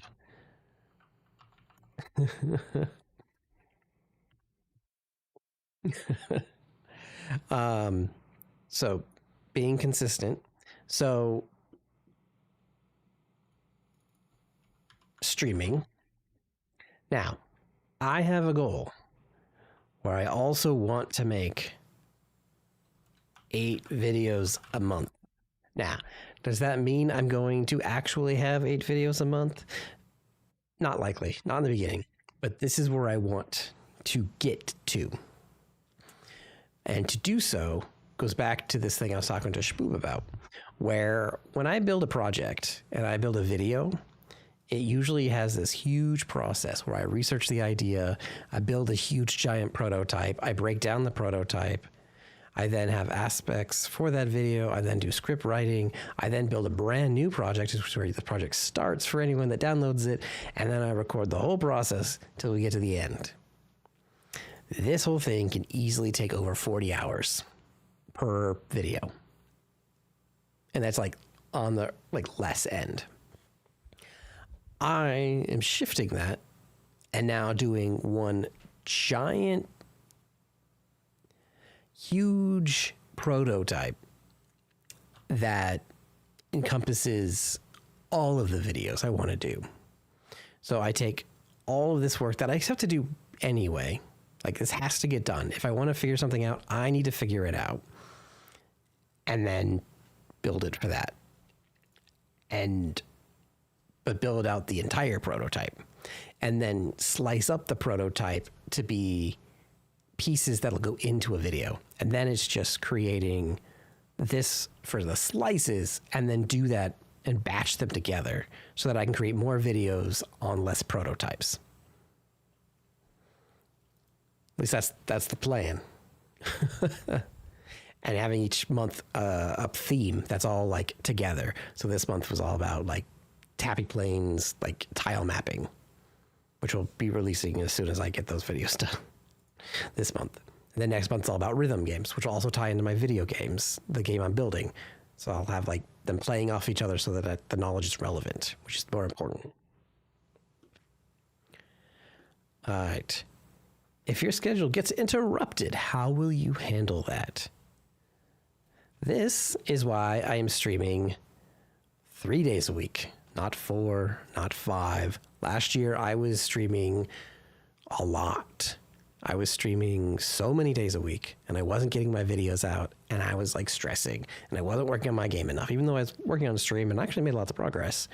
I'm intentionally creating buffer zones for days that suck, for the days where everything sucks. And the idea is, even though I want to make 8 videos a month, as long as I get 1 a month done, I'm happy, because that'll be more than what I was doing before. The idea is to be intentional about my time, know that I can't do everything, and to just be more honest about things that suck and not things. So being authentic. Tell the people on Discord, post on YouTube, hey, these videos aren't going to be out. And honestly, no one knows like when things are going to be out. No one's like waiting and being like, okay, it's Tuesday. Where's the video from Hex? He said it's going to be here. So I expect my schedule to get screwed up. In fact, there'll be days I won't stream because there'll be Fridays and Saturday nights that I have other things I'm going to do that I won't be streaming. And so it's being a person, and it's okay. I want to get to this so that I build a big backlog. And then I want to go down to like 4 videos a month in the end. But I want to build a huge backlog, which means making a lot of videos up front, which means I need to batch them, which means I'm scheduling videos and trying to work on them, which comes back to doing better at this and intentionally learning. In fact, there'll be times where I'll say, hey guys, there will be no videos for like a while I work and learn something. I want to be honest about like, hey, I'm learning how to do this crazy thing. There's going to be a time where I need to learn how to make water. Like, and to that, there's a whole water simulation is huge. And I want to learn how to do it for Godot and like explain how to have others build it. That'll be so much work when I get to that point. I started it a while back and I was like, wow, this is going to take a lot of time. But I'd rather tell people that there won't be a video because I'm working on a bunch of stuff and expect gaps than like say nothing, have this expectation where if like I make 8 videos for like 3 months in a row and then like nothing for like 2 months because I'm like working on something. I'd rather it be like, hey guys, just so you know, videos will be like less. And sometimes it's just like, hey, I'll just make a short, tiny thing and be like, hey, what's up? Here's a status update. Hey, I'm working on this. I think that's like part of being authentic, is to show when thing isn't clean, it isn't perfect.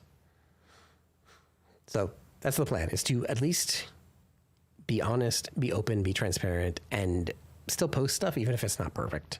Still post stuff even if it's like not done, and just show off like, hey, this is what we're learning, this is what I've got. We're going to figure out more stuff, expect more things. And that things don't always go to schedule. In fact, the plan should be to expect it to go off the rails and things not to be on schedule.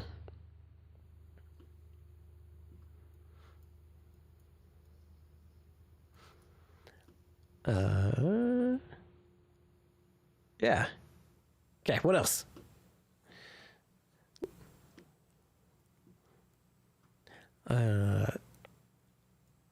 And by opening my game studio, I mean, thanks, man.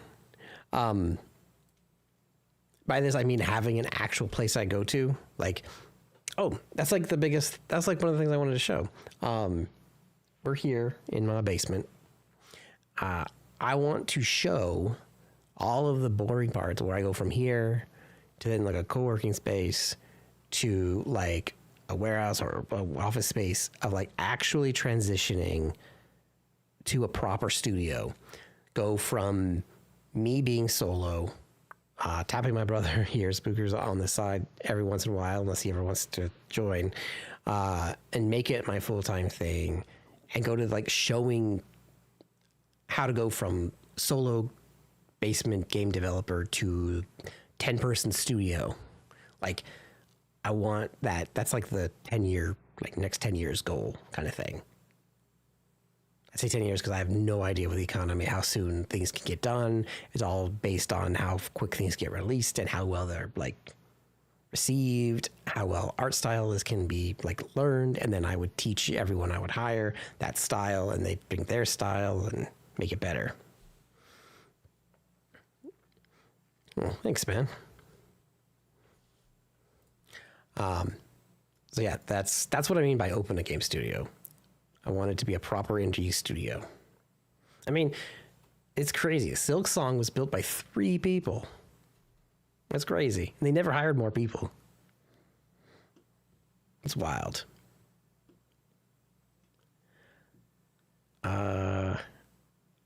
And it should be said, when I say create awesome things, I don't mean generate AI things. I mean, I want to create them myself. I'm not blind to what, I love that they said the game was too fun and that's why it was delayed. Yeah. Yeah, it's crazy. They're so good. I want to show like, hey, this is how I did it. Because there's also a bunch of things online about like, here's what you need to do to be whatever. And like, how come they didn't do it that way? Like what people say you do online. It's like the people are like, buy my book to become a content creator today. Where like, really the technique was to get people to buy a book, not what's in the book. So sometimes people give advice that isn't really the advice that is right. And so I'm going to go and find out, what does it mean to run a studio? What's the costs that people don't think about? What are the pain points? What am I allowed to say? Because I'm in Steam stuff and there's a whole lot of NDA things, but I'd love to talk about some things that annoyed the crap out of me on that. Like, there's so much that I'd love to share to get everyone like on a better footing.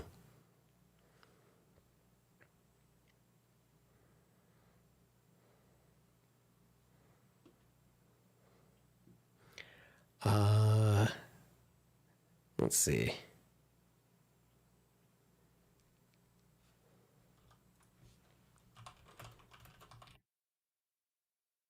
Open indie studio with 10 people.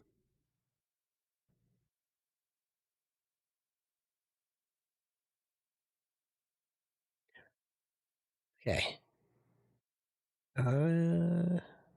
Anything I missed? Any other questions, comments, concerns? Kudos. You can leave the hate comments. I don't need those. Yeah. And this is more like, you know, be honest, be transparent, don't disappear. I think that's the big one. Like, just don't disappear. Make things I love. That's like a big thing there.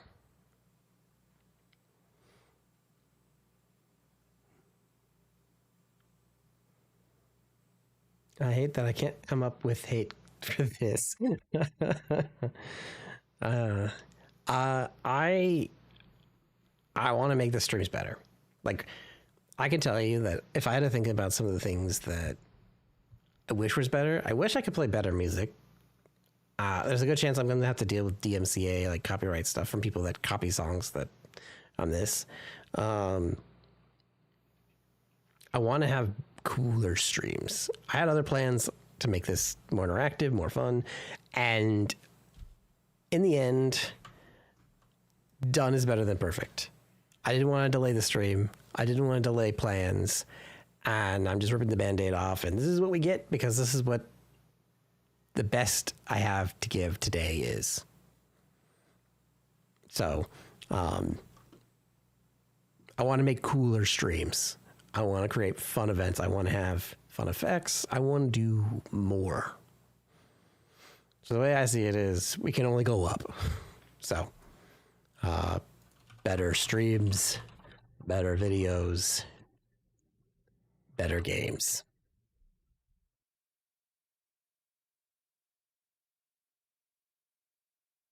It's so hard not to go, oh, I can do a little more before I start. Yeah, I agree. And Frank, you need to hit the live button too.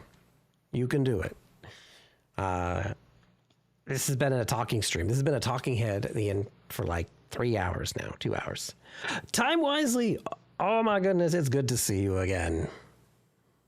Or read your text from a chat box again, because I'm not really seeing you. I know I'm making a post for Discord. Yes. Yes, Frank. Yes. Awesome. Yeah, I can't wait. What are you thinking about?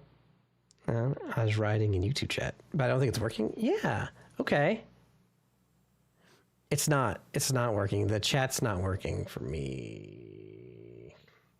Oh. Okay, I had to open up a different thing, but the other thing that I used to write in chat is there. Okay, now I'm reading YouTube chat, but I had to open it up on a different thing. I use this app that supposedly connects to it, and it says it's connected. And I just assumed no one was chatting on it. So no, now I have it up. I see you.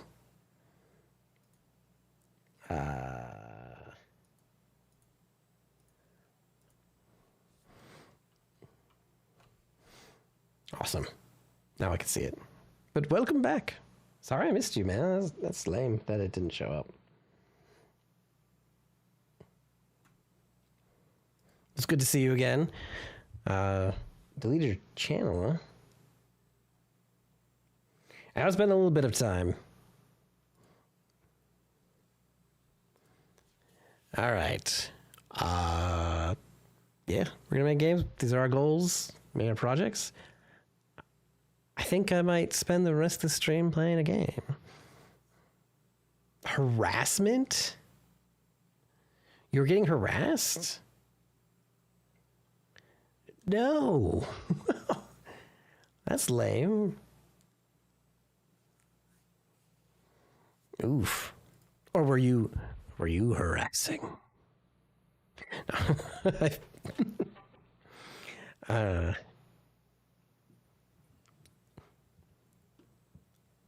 I think I'm going to switch over and play. We're going to solo peek and see how that is today.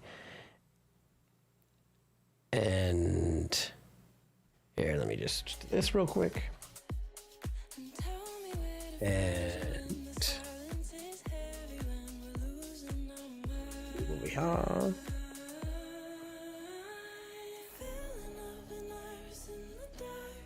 Me switch some things.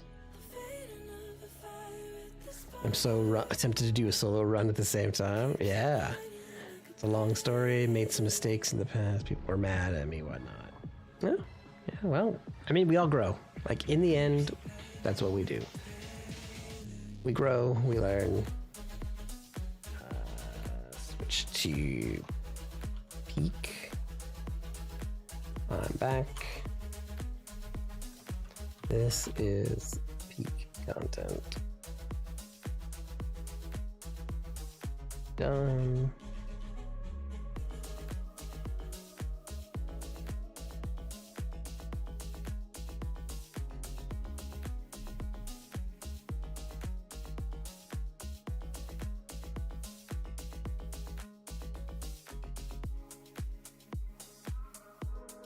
Okay.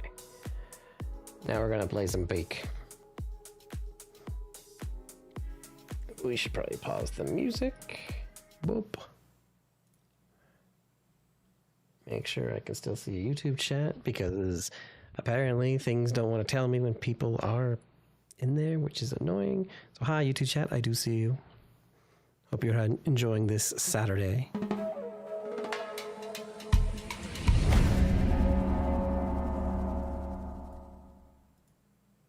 Okay, looks like the audio is showing up. That's good.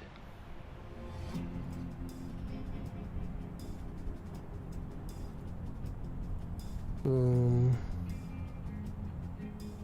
Boom.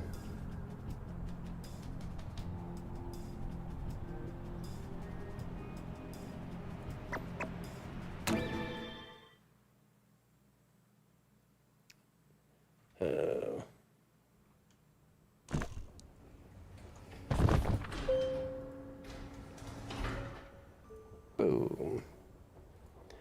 I don't need free viewers. Okay. I've gotten a few badges. I like that I have my hands behind my back. Seems legit. All right. You know, this is actually a great game to chat. Let's get a lay of the land. But feel free to ask questions about the game, content, whatnot. I will say I probably won't make... Not really.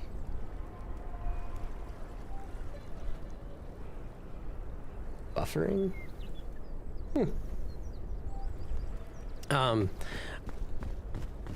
That's weird.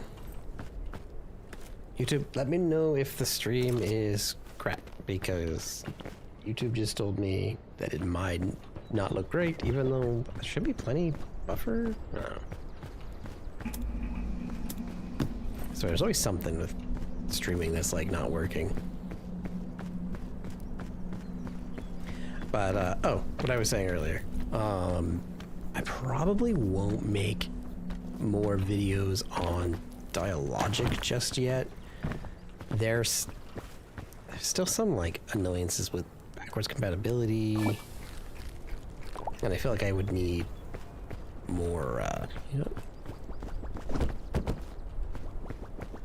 like research into it, and I'm not using it at the moment with what I'm doing. Maybe when we get to Edemonia again.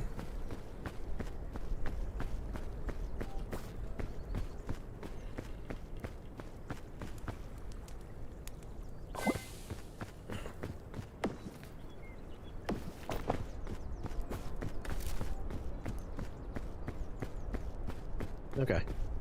Let me know if it gets really bad, because then I can figure it out. But I should have really good internet now.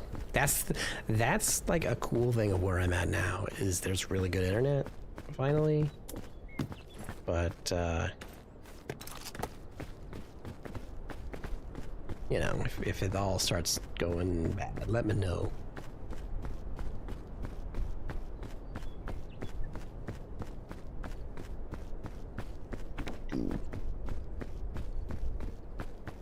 So this is also a really good example of like an indie game where they actually went in and didn't expect this to be at all popular. Like, it was a game made out of love and passion, and then exploded. Like, oh, you guys really do like this. And this game like reminds me when I was a kid and I lived in Colorado, and we'd go to the mountains on like family trips. We had like a cabin that was owned by the family, like not owned by my family, but like the family group. And we would just climb the little mountain nearby, and it was always fun. And then, you know, getting scared to see people. But this reminds me of those times. So it brings like some memories back. Some good ones. So I think, you know, they didn't expect the like result of people loving the game as much.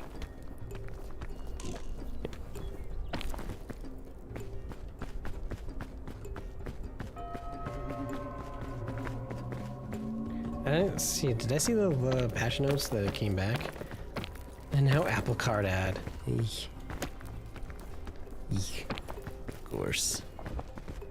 I can't win.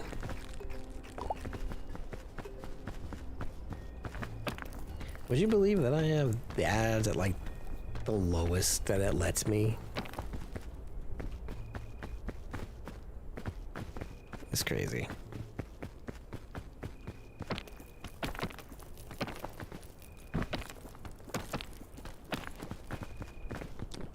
don't think I have control. I was talking to Spoon about it earlier too. She was just like, which just, they're worried about Bezos' money, you know? He's getting low. He needs more money.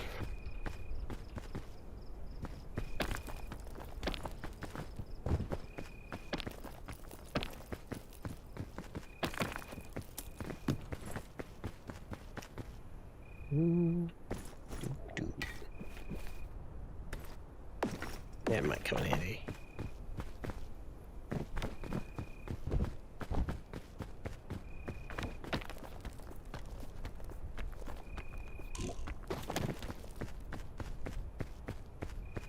I think McDonald's really wants me to buy a Big Mac. Man, I'm hungry. I'm gonna make like some spaghetti after this. Meatballs. I might go for a hamburger. That sounds good too.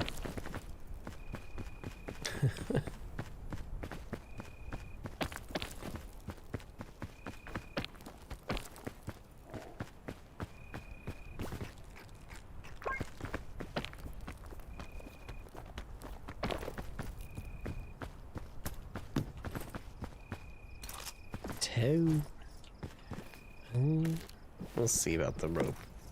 I've seen some cool techniques. Like, I used to hate the rope because I was like, this is useless. This has no value for me because I'm solo. And to head out was good to catch. Yeah, have a good one, spookers. Good luck. Have fun at the bachelor party. We'll have to hang out soon.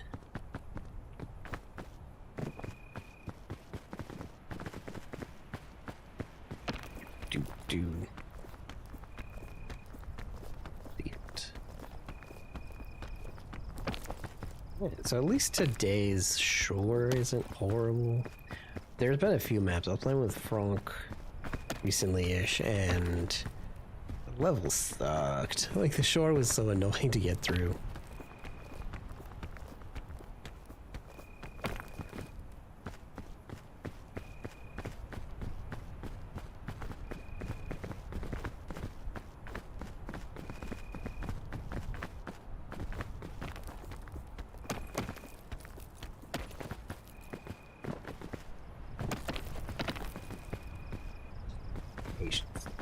Patience, young Padawan.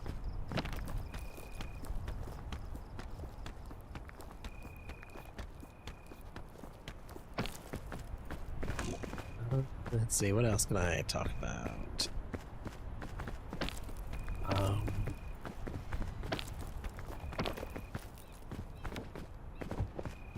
Yeah, so, I mean, it's not that I stopped making content. I technically did stop I actually have this like habit, which is like why I wanted to talk about it. It was like I get in these things or events happen, and then I like end up not making anything for a while. But I really do enjoy streaming and making content. It's just like life kept making all these issues. But I'm excited for all the fun stuff, all the cool stuff, and then like chill days to play games, which we'll be doing on like Saturdays. Saturday will be our chill game days. So we don't always be playing Beat, but or like games on my Steam's list, but Saturday will be the day to do it. Usually the end of the stream will be video games. We'll have you productive. It'll be fun. Oh, do you guys know about the sometimes there's that secret guy that shows up here?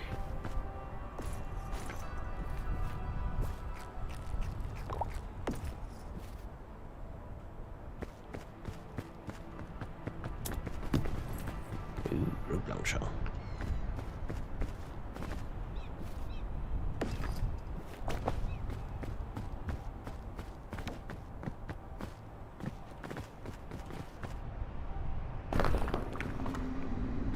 Ooh, that also was good. No, I'm dead, I'm dead.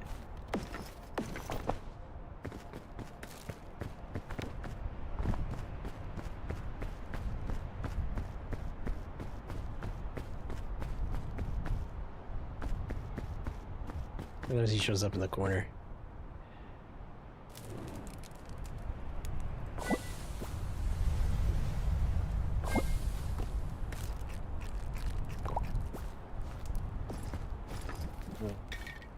look everything. Was today an alpine or a mesa day?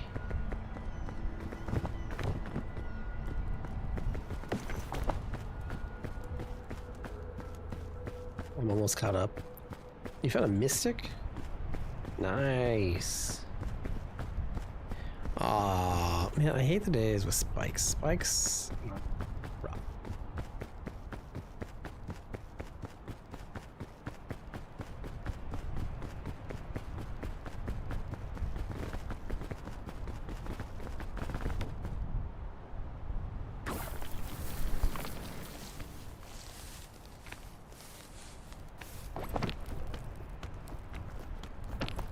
All right. What is the plan?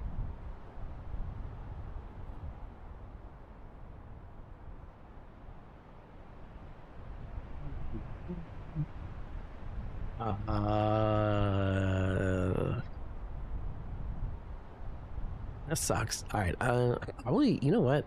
More times than not on the tropics, it's usually the center, which is like the best way to go.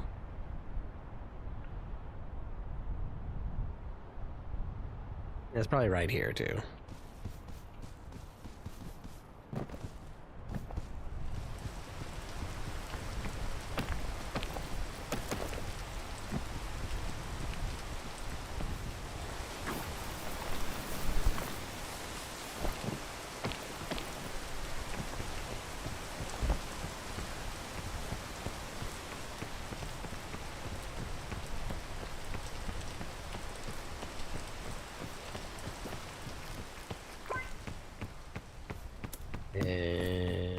And I have enough batons.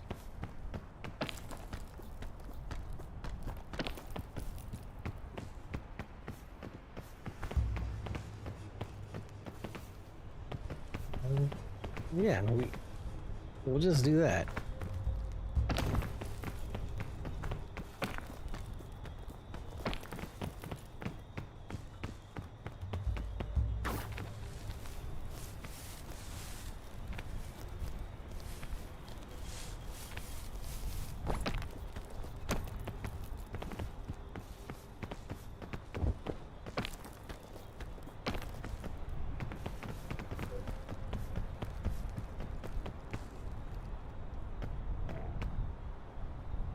Yeah, we could try that.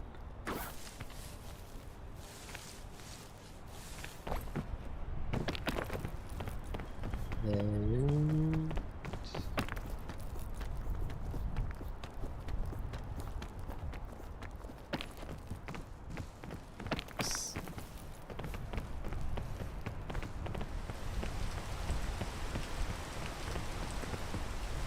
we'll just wait here in the rain a little bit. Seems quite peaceful, lots of buffering, oh boy. Oh, you're right. What is up with that buffering? Settings.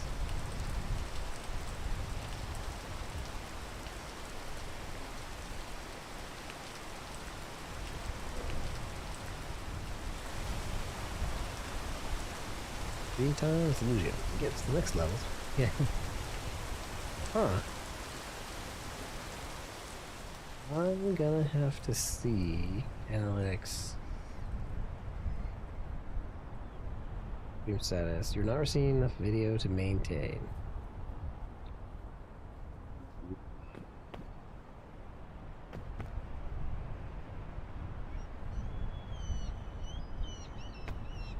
It's not bit rate. The bit rate's pretty high too. I'm like 6K bit rate. Wonder if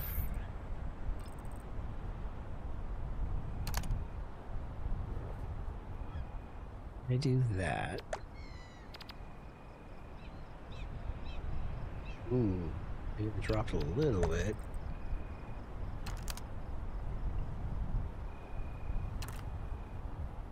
Medium.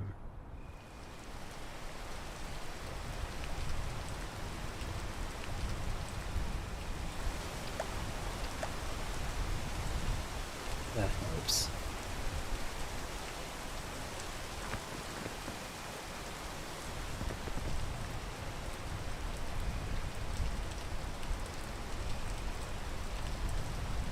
Like watching the bit rate.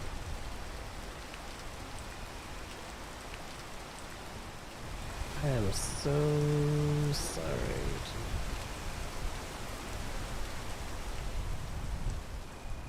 DirectX 12. Vulkan like never works.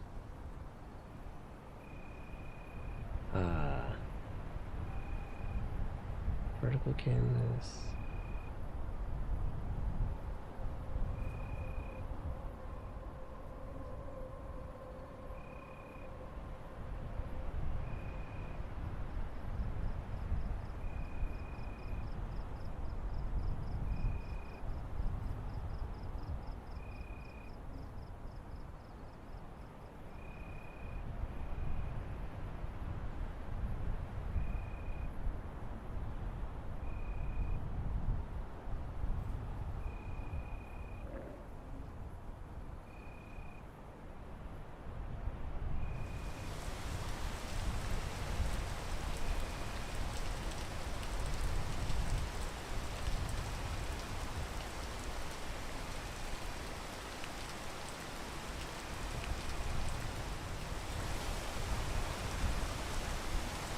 Wonder...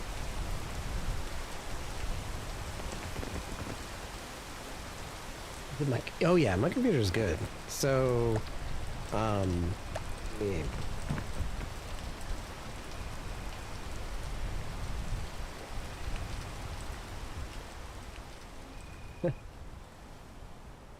So,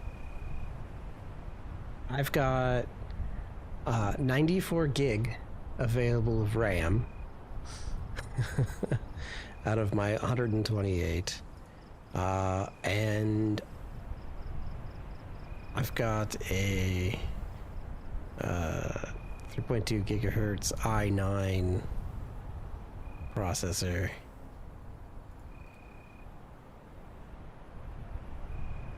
$49K overclockable, and I'm using a GeForce RTX 4090. So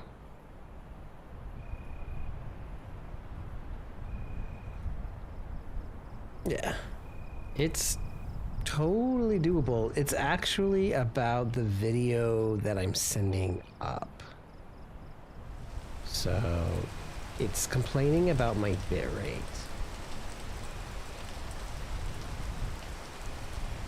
which is interesting. I wonder if I just full screen this. Sometimes it doesn't like windowed.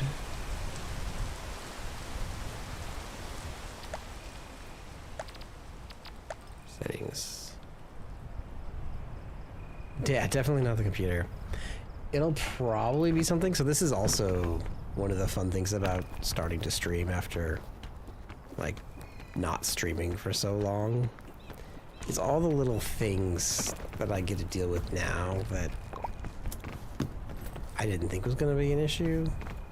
But now it's like, okay, so the like bit rate is god awful. Hey, look at that. It's now green again.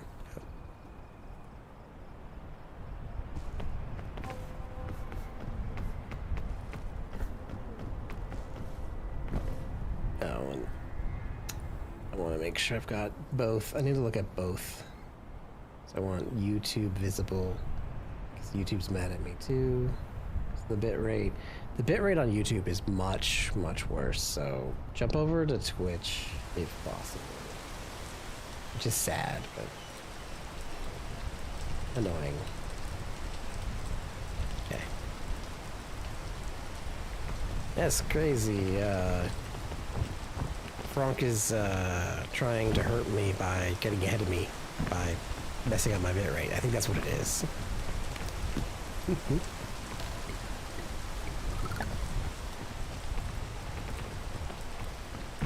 Nah, okay. I wonder... I'll have to like see what I can set for like max bit rate. 6K was like what you should send for Twitch. Because it's usually like 4K max with like 6K is the upper limit.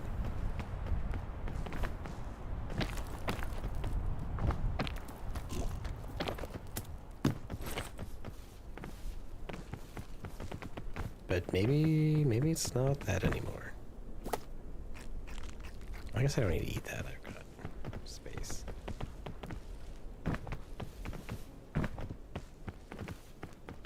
He found my plan, yes.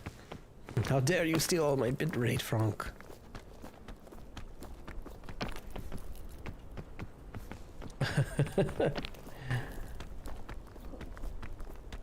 I'm sure you'll catch up no time. All it takes is a, like, perfect fall, and then I'll be out.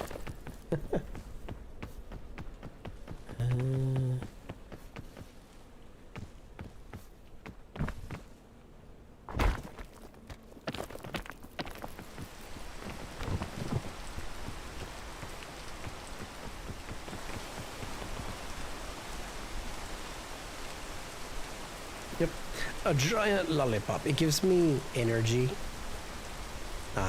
like an unlimited stamina bar for like a period of time, but then it makes you sleepy. So it's perfect for climbing up mountains that are higher.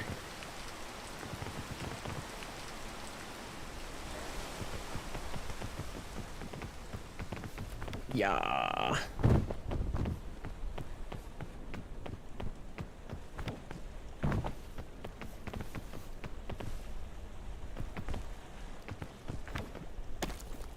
So I like to save that equipment for when it counts. Now I just gotta figure out which way I want to go. Oh, this might work, actually.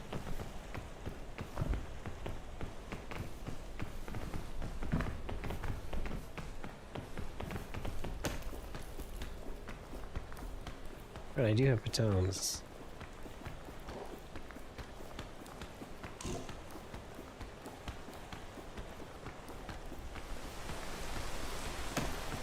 I also apparently refuse to use, even though it'd probably be helpful if I used it.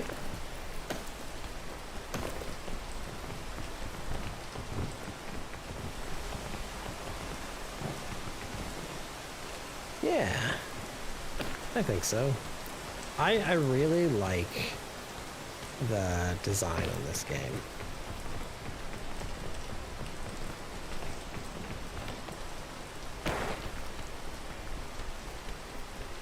There are like so many little things.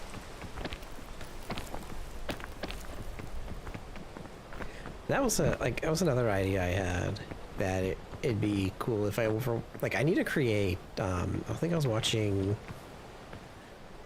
there was like a video from like a VTuber talking about like what they were doing to try to do more and what helped them like get better at things, and they talked about having content that doesn't require so much work, because I think about those prototypes that take so much effort from me to make a video, is to like create lower effort content. Hey, spikes that don't have, I love these ones that don't have spikes.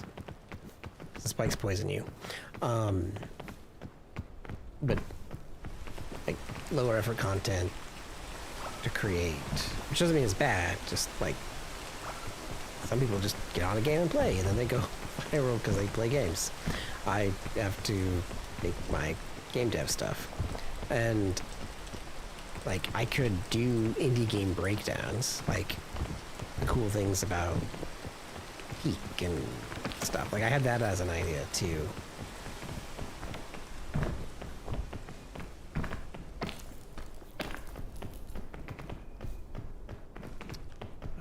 Which way to go? I mean, I don't know if this gets me anywhere. Yeah,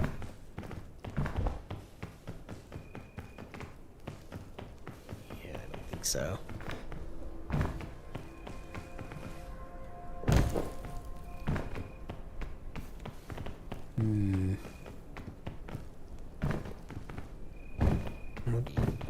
game helped.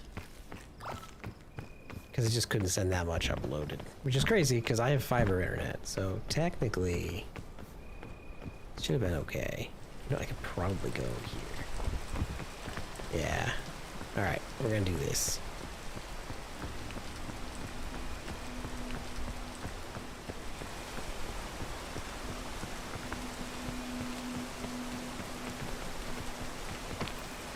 And the rain makes you slip.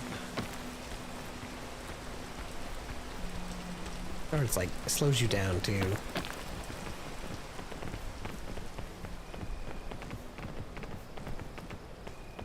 And of course I dodged the spike, so I got poisoned a little bit.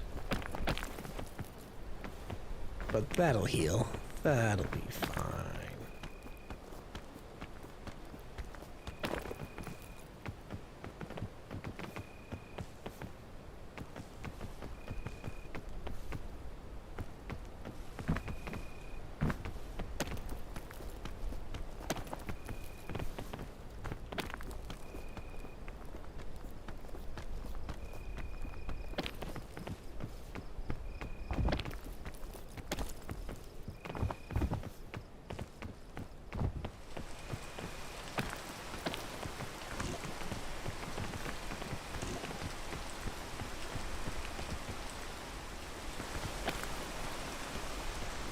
Probably should have waited. Oof. I'm just greedy. This game doesn't reward you for being greedy, by the way. It'll, like, kill you so fast.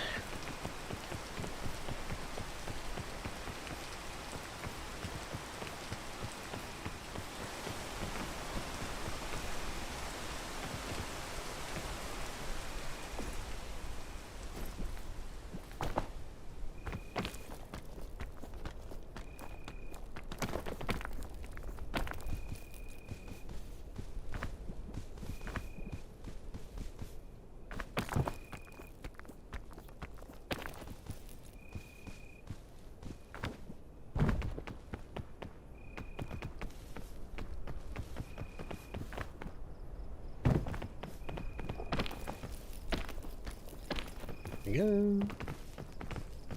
Alright, this could be bad. Oh. Awesome. Alright. Of course, it's raining again.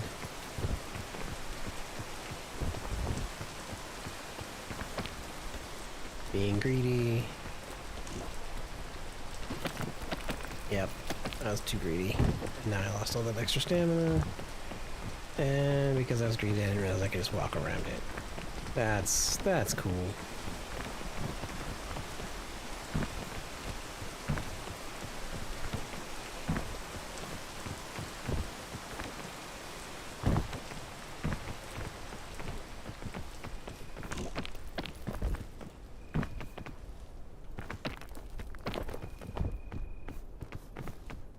You have a difficult game about climbing? Yeah, except that game actually is difficult, and this one is not as difficult as that game. I watched, I think it was Ludwig's thing on it. I don't think I could ever play that game.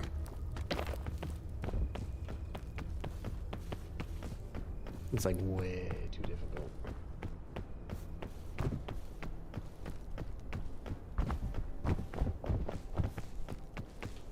Ooh, we should see what our little reward is.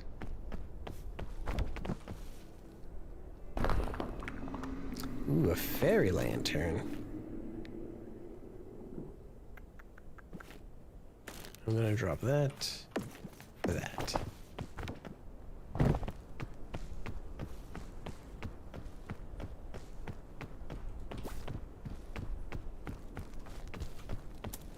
Is that the green one? That's the green. These poison you. You don't want those. I already have one of those. Great. Alright, let's just do it up.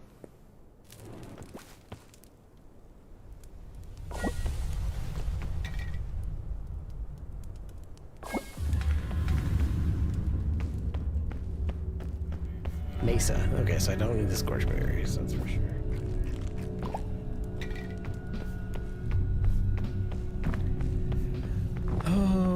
This will be fun.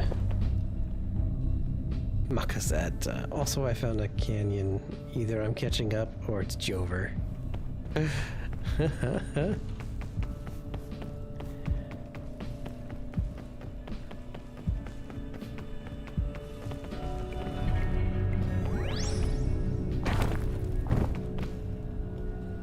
Ooh, ouch.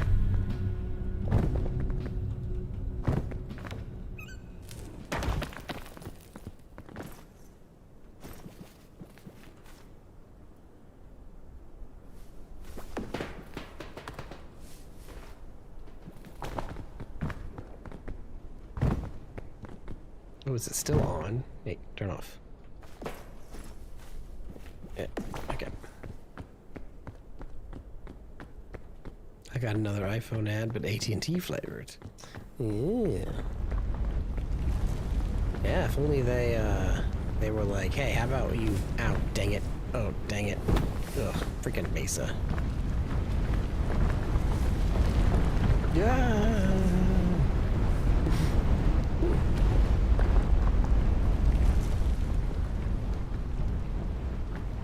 Yikes. If only they were like, cut out the middleman, just come straight to me. I'll put an iPhone ad on there, you know, AT&T, yeah. Yeah, sure. That way my viewers don't have to worry about ads.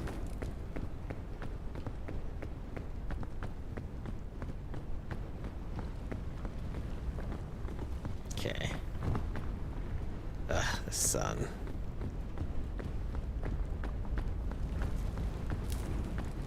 That tornado, yes. It'll raise you into the sky and kill you by throwing you around. I probably should wait till I had stamina. So the fire just hurts you from like a pain if like it's so hot. But you recover from the heat in the shades. Of course the sun moves, which means the shadows move. Which is also a really cool aspect. And if my bar goes all the way, then I pass out.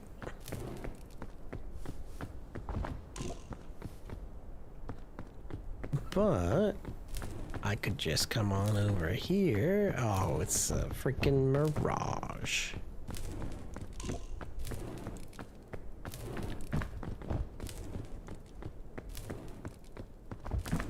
So close.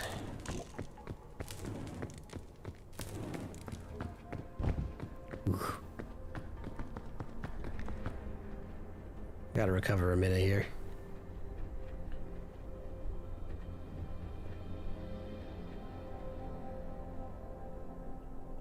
Really?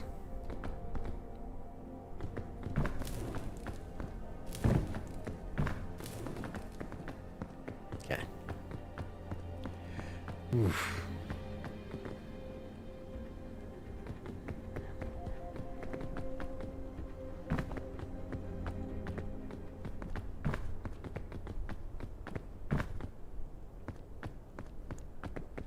Now we gotta go down to go across the canyon. And if we can get across...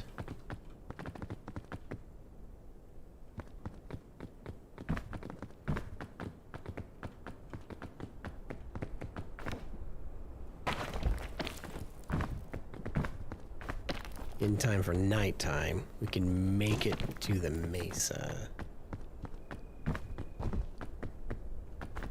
In like, oh, I should wait till my stamina comes back. I overshot and fell onto some vines. Ooh.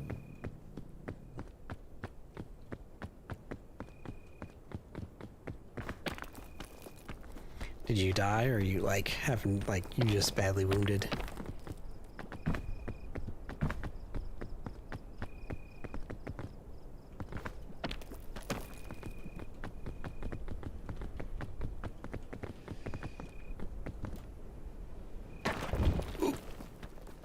That was close. I almost biffed it there.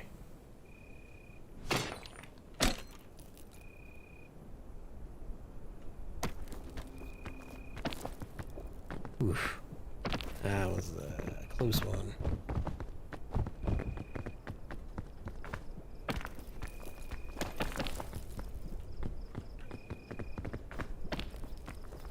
Okay. Made it across the cavern.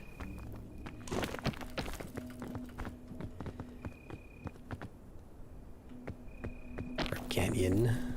Alright, now that it's nighttime, we can rush our butts into there.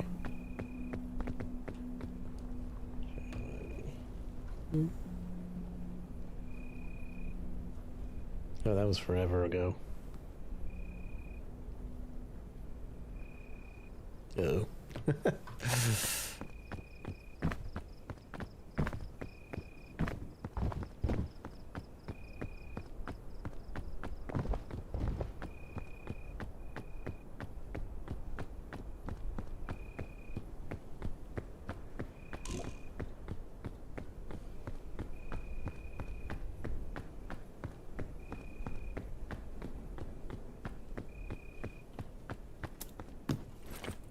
Oh, sunscreen.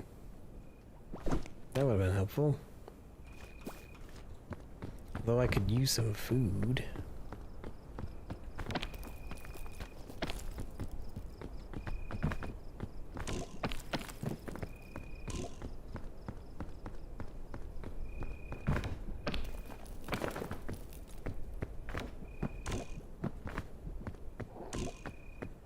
And there comes the sun.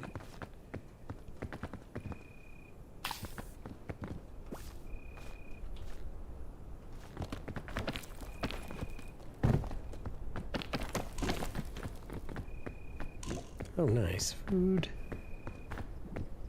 I guess the sun isn't coming for a while. This is still nighttime.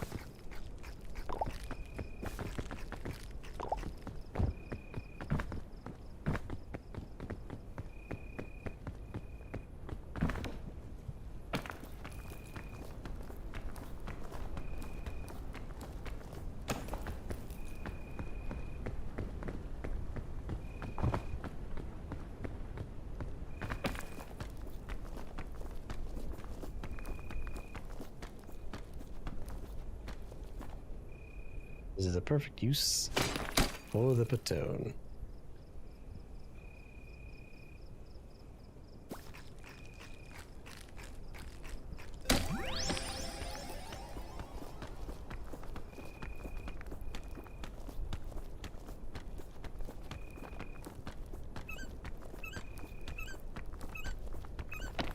Huzzah.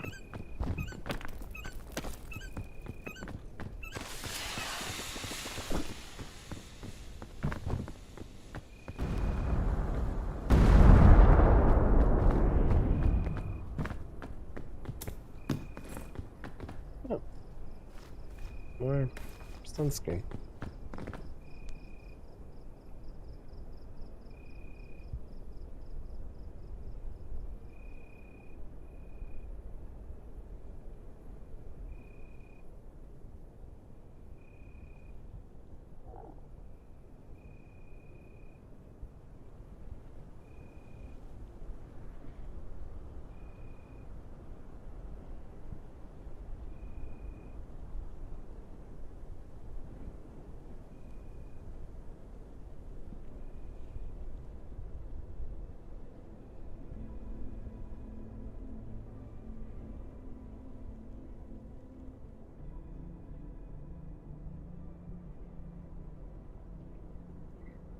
I should have responded to that much sooner. Oh wow, I just ended up in the place without the sun. That's cool. But that's cool, because then I can do this, and then that way I won't get hurt by the heat. Alright.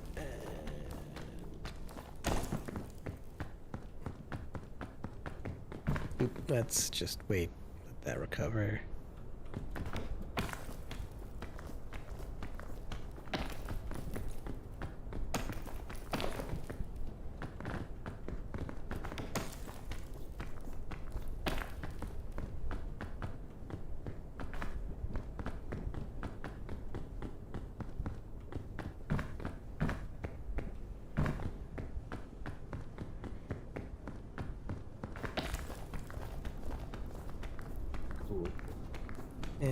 And up. Awesome. So I always like to take the inner cavern within the maze. I usually have better luck than being on the outside. Usually at the end, I can get up there.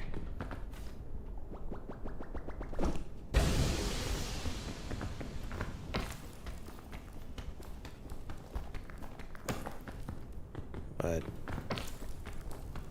we'll see how lucky I am today. Sometimes the cavern maps inside suck too, and there's no way out.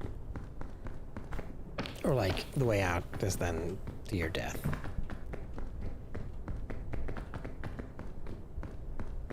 Generally, they've got...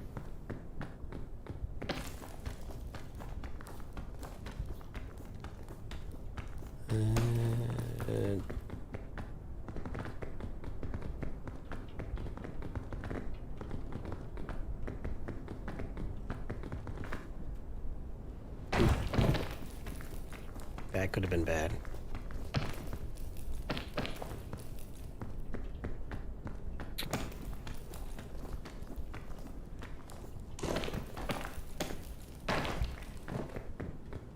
Okay, slow down.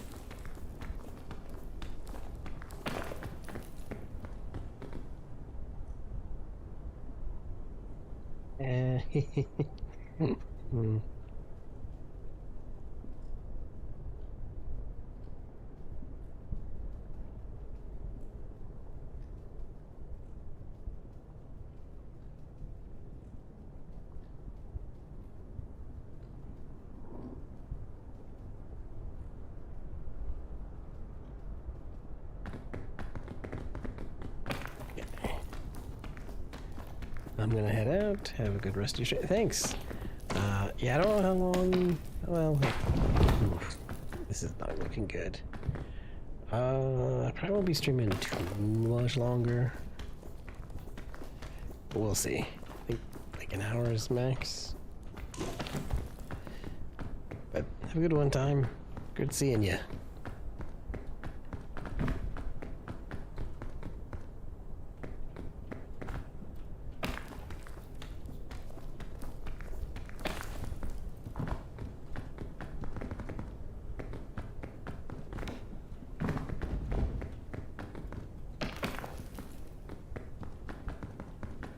Yeah, I think we'll probably, if I die, that'll probably be the end of the stream. I think that's the plan.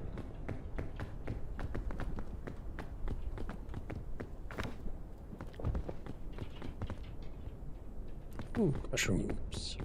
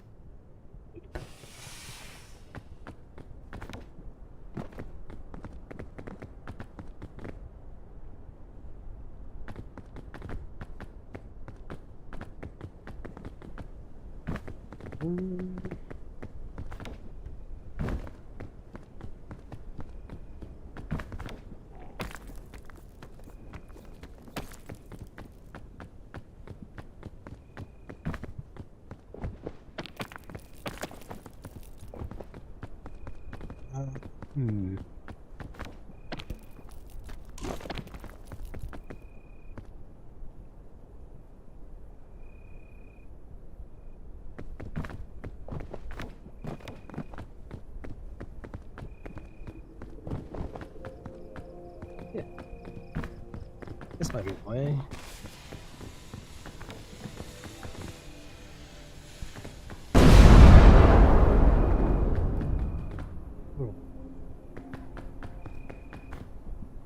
Bad for a second, I was like, what is that noise? I was like, oh, it's the... I knew what that was.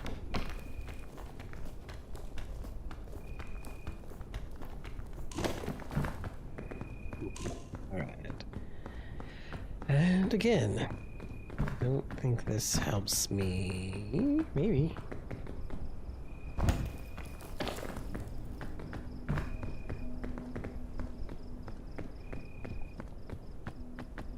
Might have been even when we got out the first time.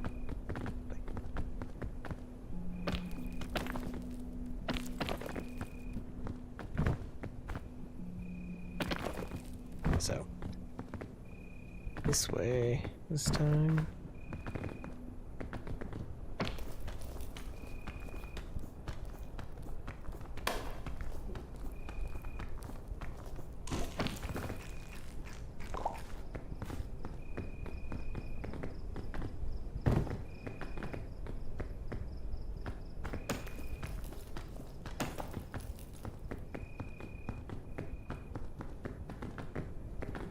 This way, don't go back.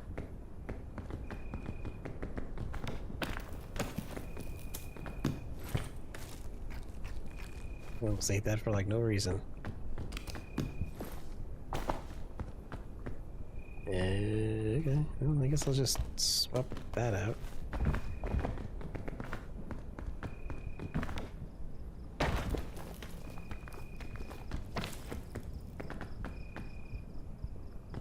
I guess I could try go up here.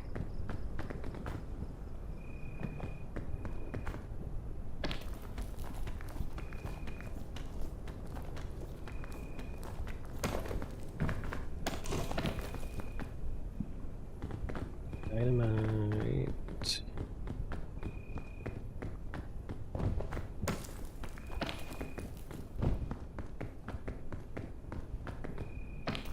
No, I still haven't done the like golden bing bong thing yet.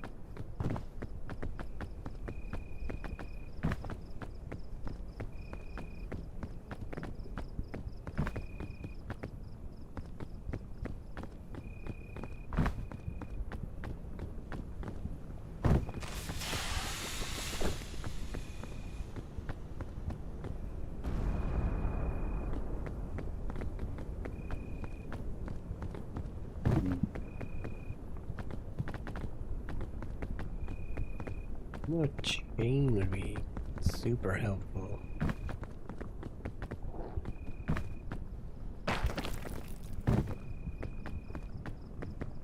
Ooh, sure.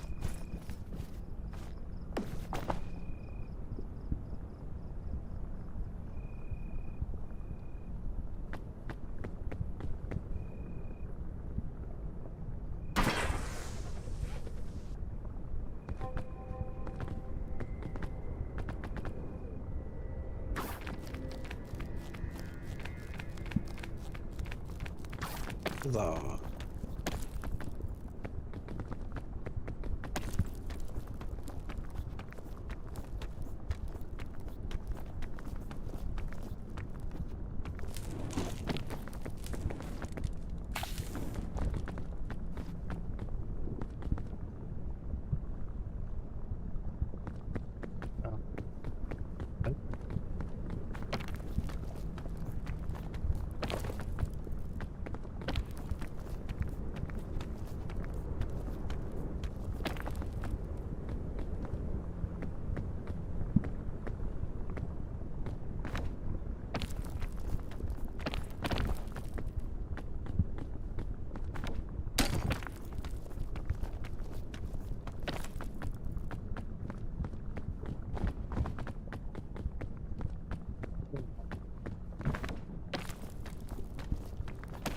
Might be the right way, we'll see.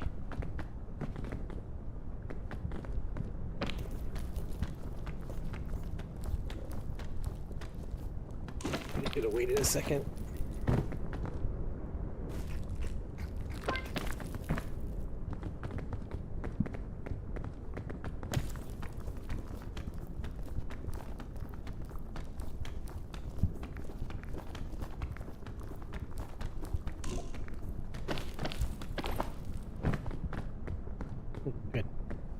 did make it up. Yeah, they really like giving me the sunscreen. I like never get it.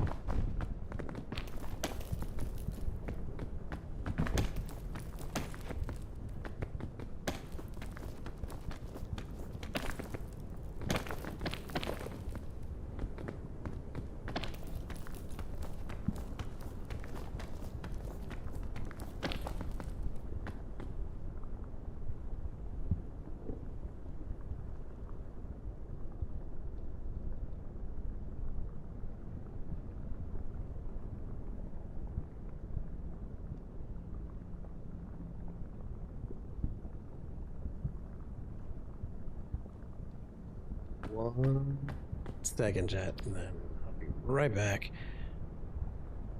I'm getting a snack. Someone got a snack for me. I'll be right back.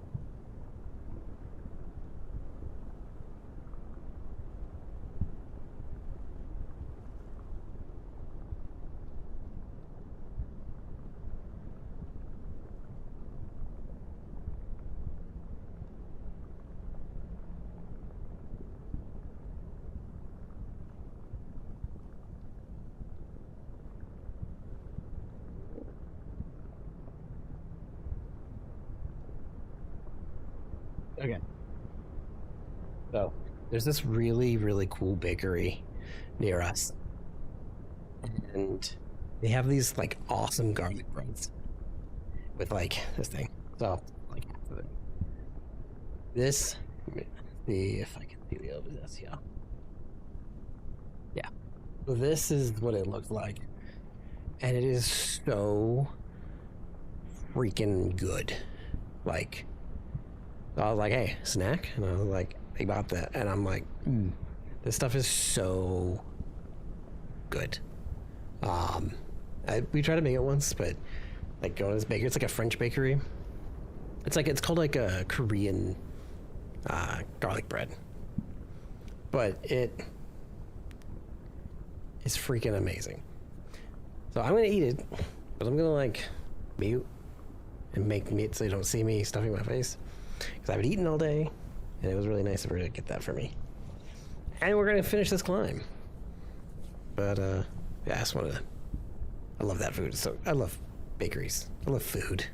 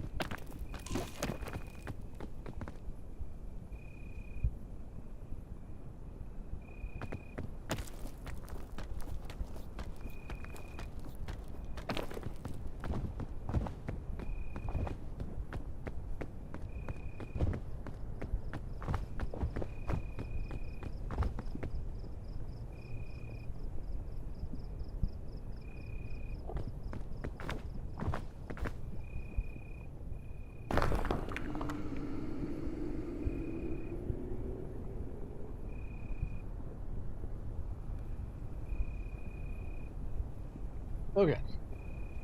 That was super, super good. Also, I really hope you got like an ad for like a bakery.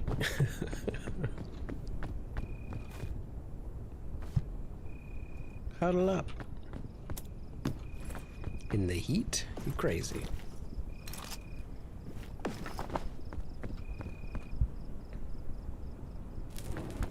Alright, this is my favorite map. It's always the caldera.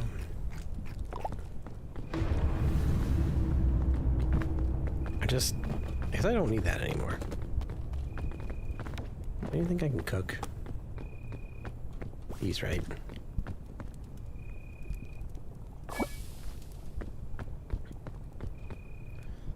I want Jimmy John's so bad. They're all right. What do you usually get from there? Because I always just get like a turkey sandwich, and then when I eat the turkey sandwich, I'm like, I've had better turkey sandwiches.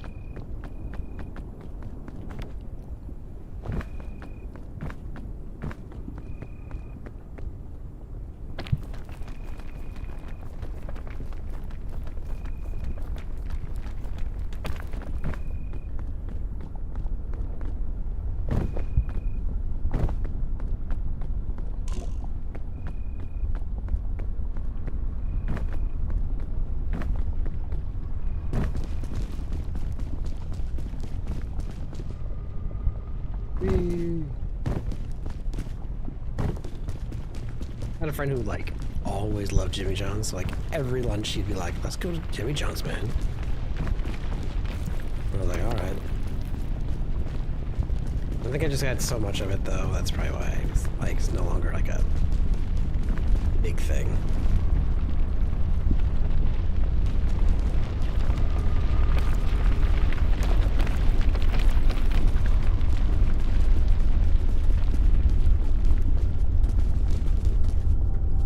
The jungle. I got the peppers, not the sandwiches. Low quality together. Brings a tear to my eye.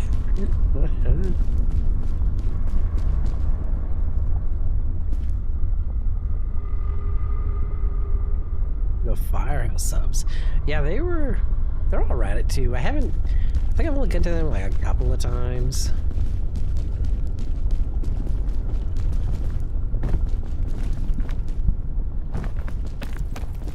I don't think I've had them that often, though, to have an opinion yet.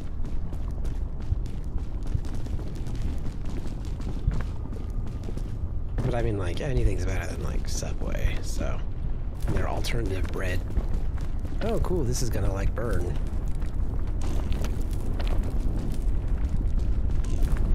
That's cool.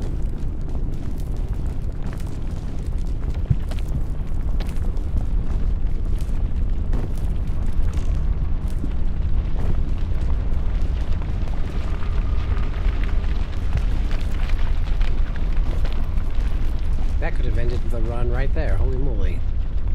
That was pretty close.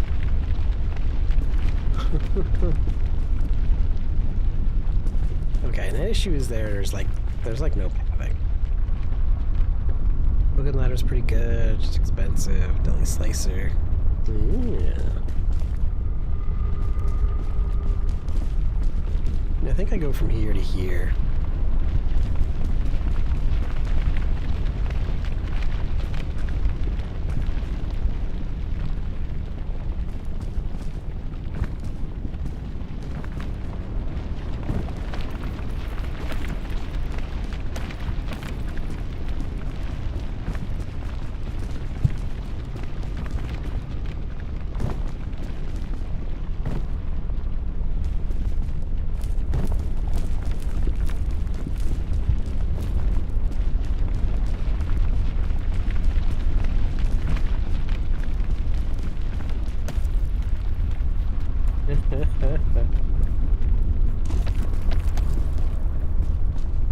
Yeah, might as well be. Oof.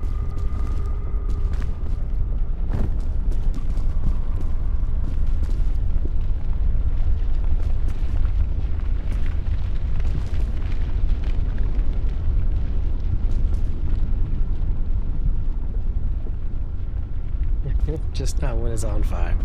Yep.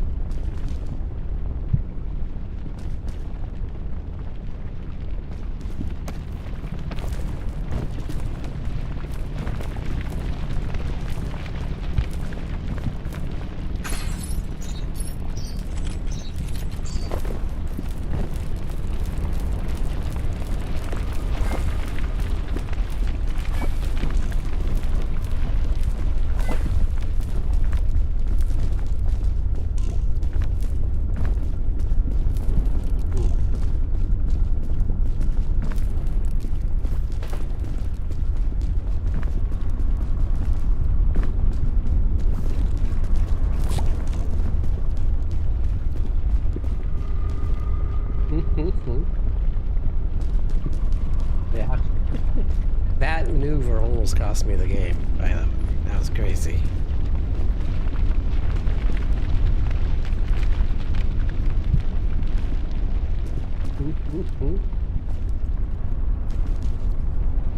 That was oof.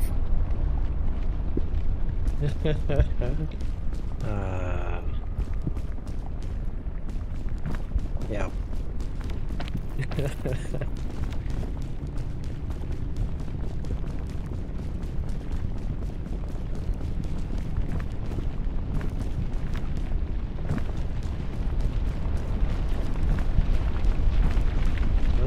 I love this map.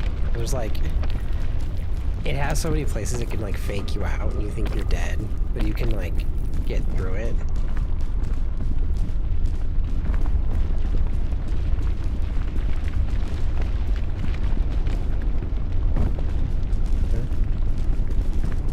Did you ever make it through, or did you die on your run?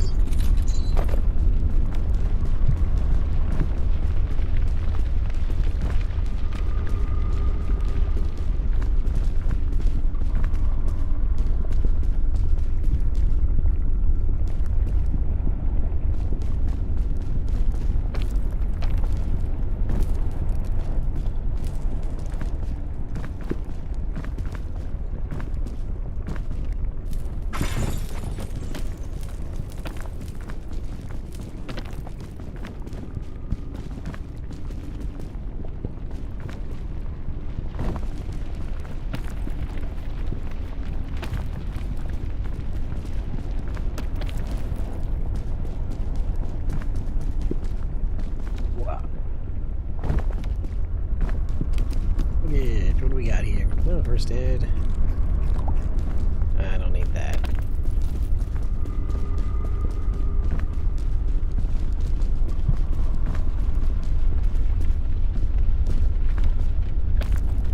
And up we go.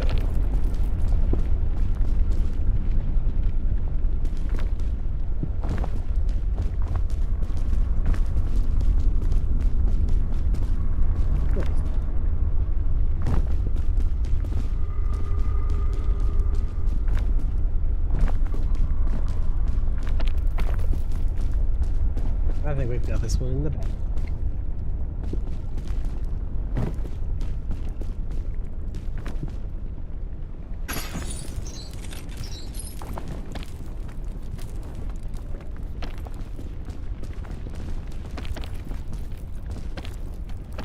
Now comes the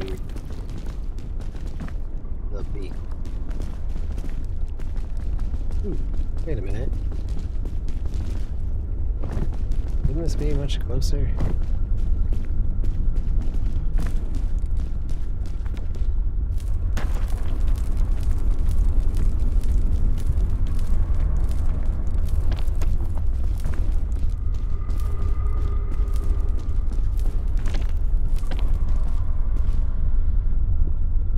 Ooh, that was close.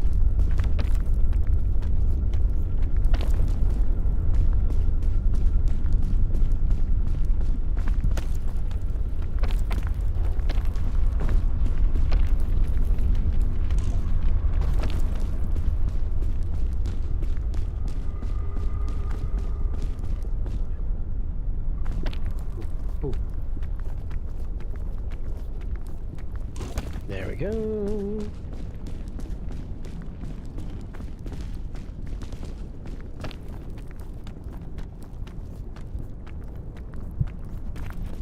Huzzah! We made it. Okay, so at this point, I don't mean that might come in handy, but let's see what we get here. Nope, we'll skip out on that because that's worthless. Ooh, chain launcher. Take that. And I'll take that. And I'll swap out that.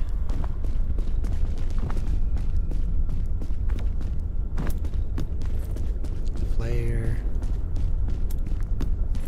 Granola bar.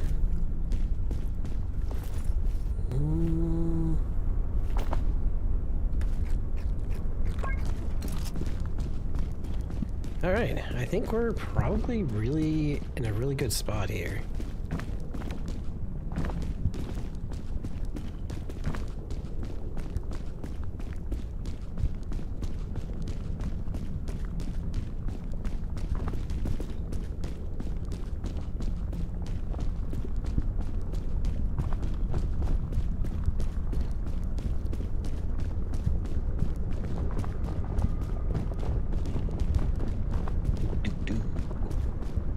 It is kind of annoying that the thing's over here, but it's also better for, like,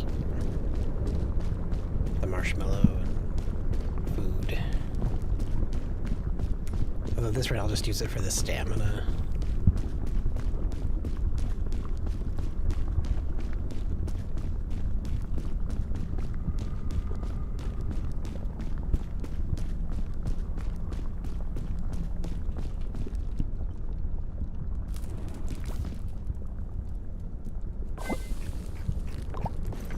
I think I have it. Yep. Okay.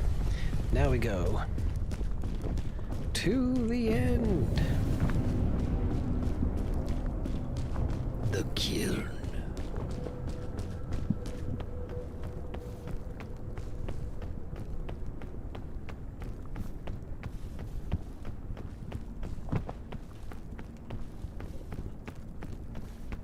Really? Okay.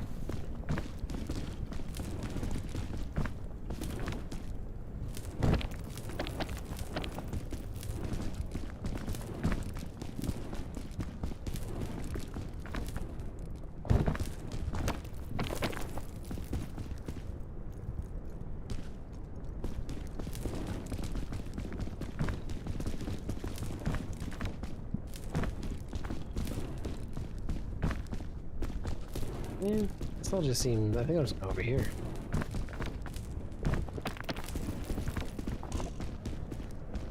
I don't think I like today's map here.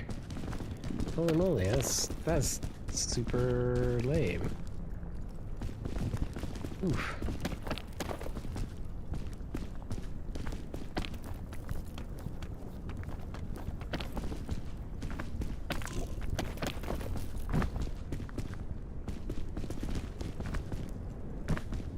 Just to get over here.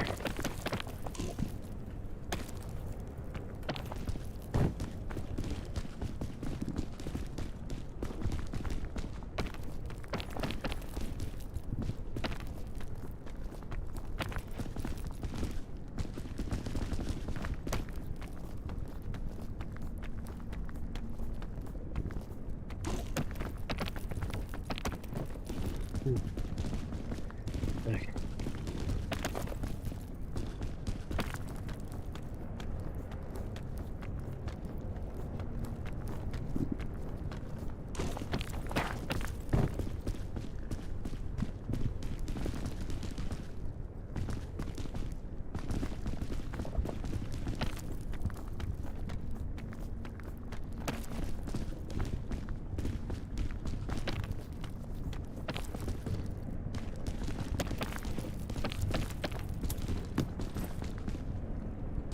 Okay, well that will help.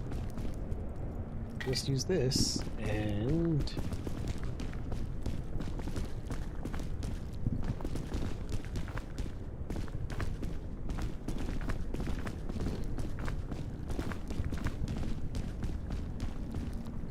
Oh, I kind of don't need to use that there.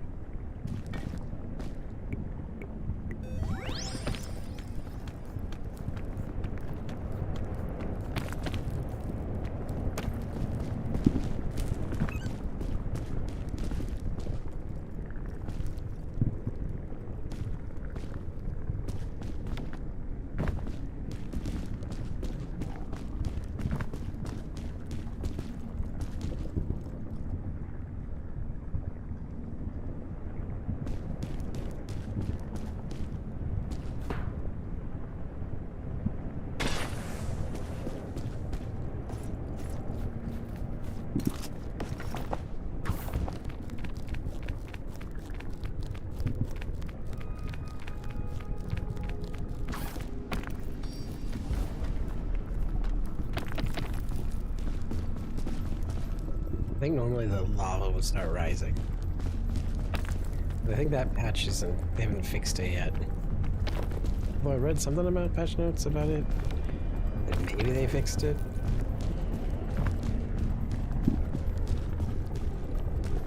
Oh. Thanks for the follow.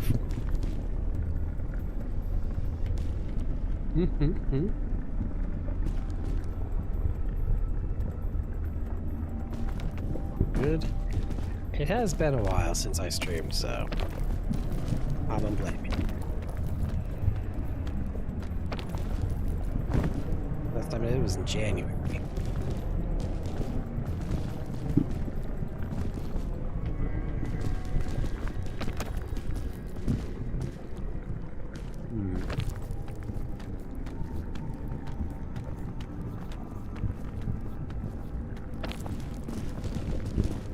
Oh, really? I can stand here?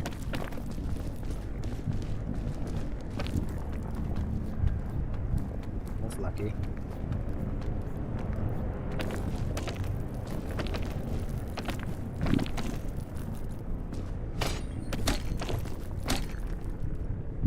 Oh.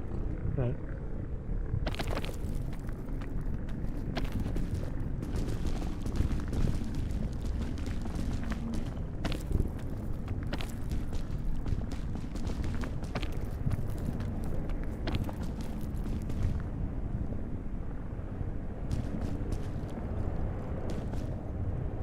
Or didn't. Yeah, I know they disabled it because they were having issues with the lava rising with like multiplayer.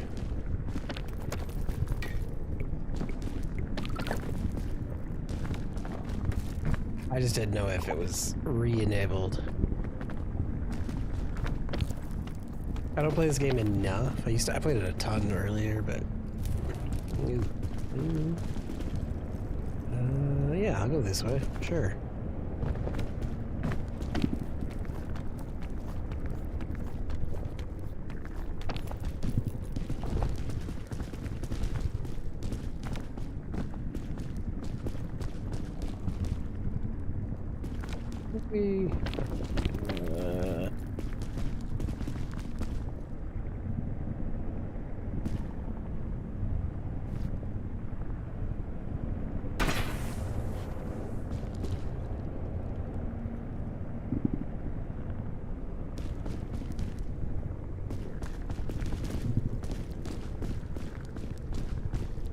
Yeah, there was like a whole thread on it. They're like, we fixed it, and then there were people that were like swimming in lava, not taking any damage, because the lava wasn't rising on their screen. Oh, did I not do it high enough? Or low enough? Oh good, I did.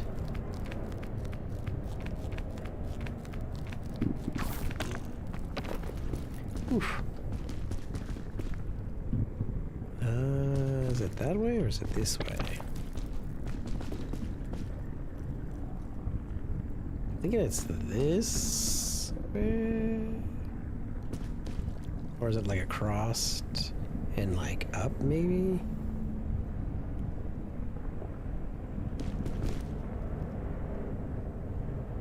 Or like across up to here, over to here maybe?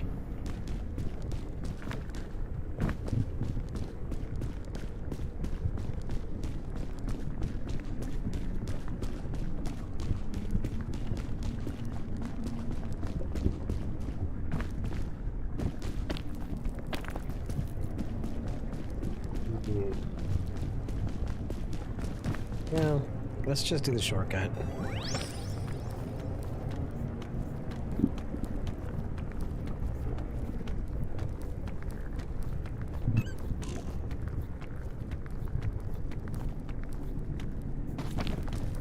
Ooh.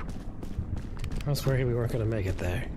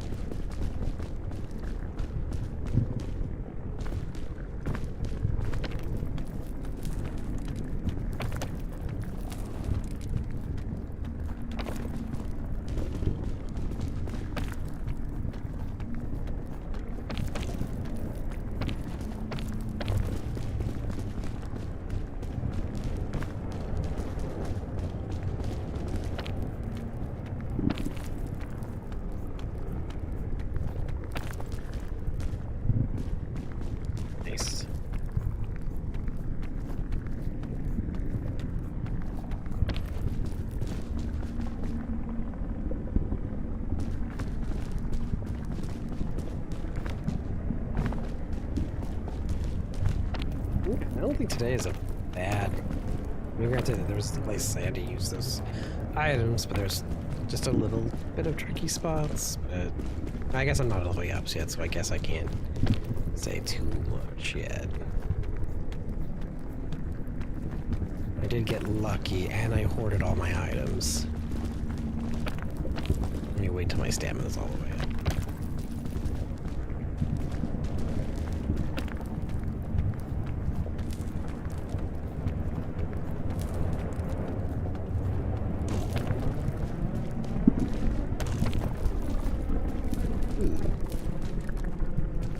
I don't like this. There we go. Ooh. Good. Yeah, we're good.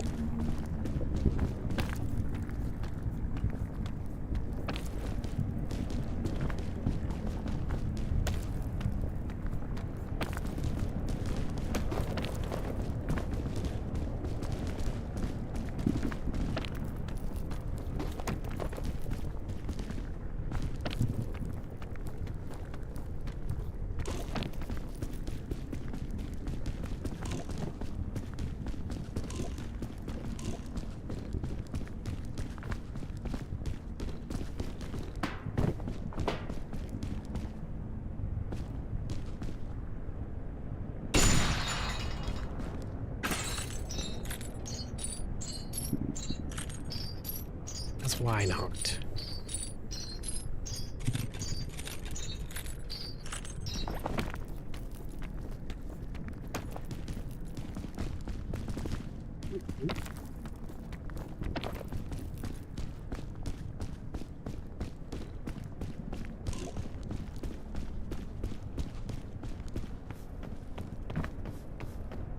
Yay!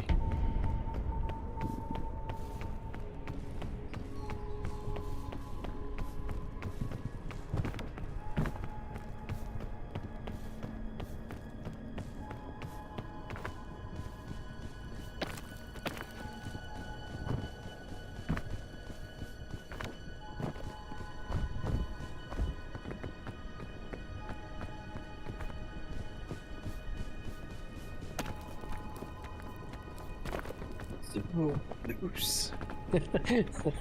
Brought to you by Jeff Goldblum.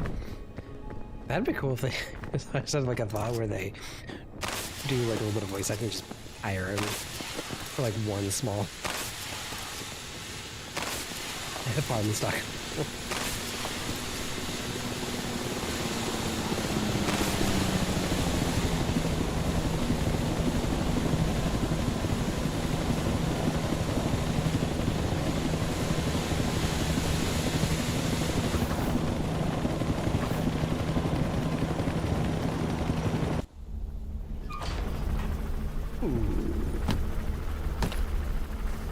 An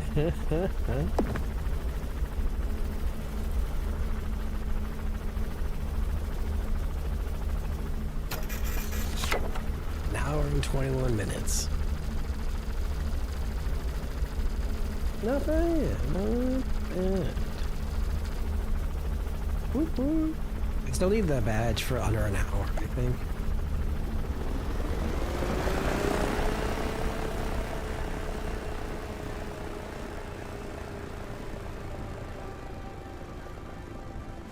Whoop, whoop. Good job.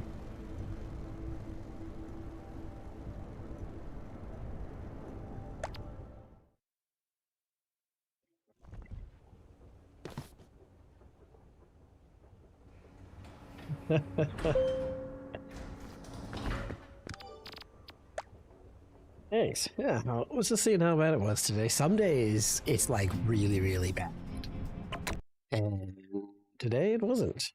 Today was pretty good.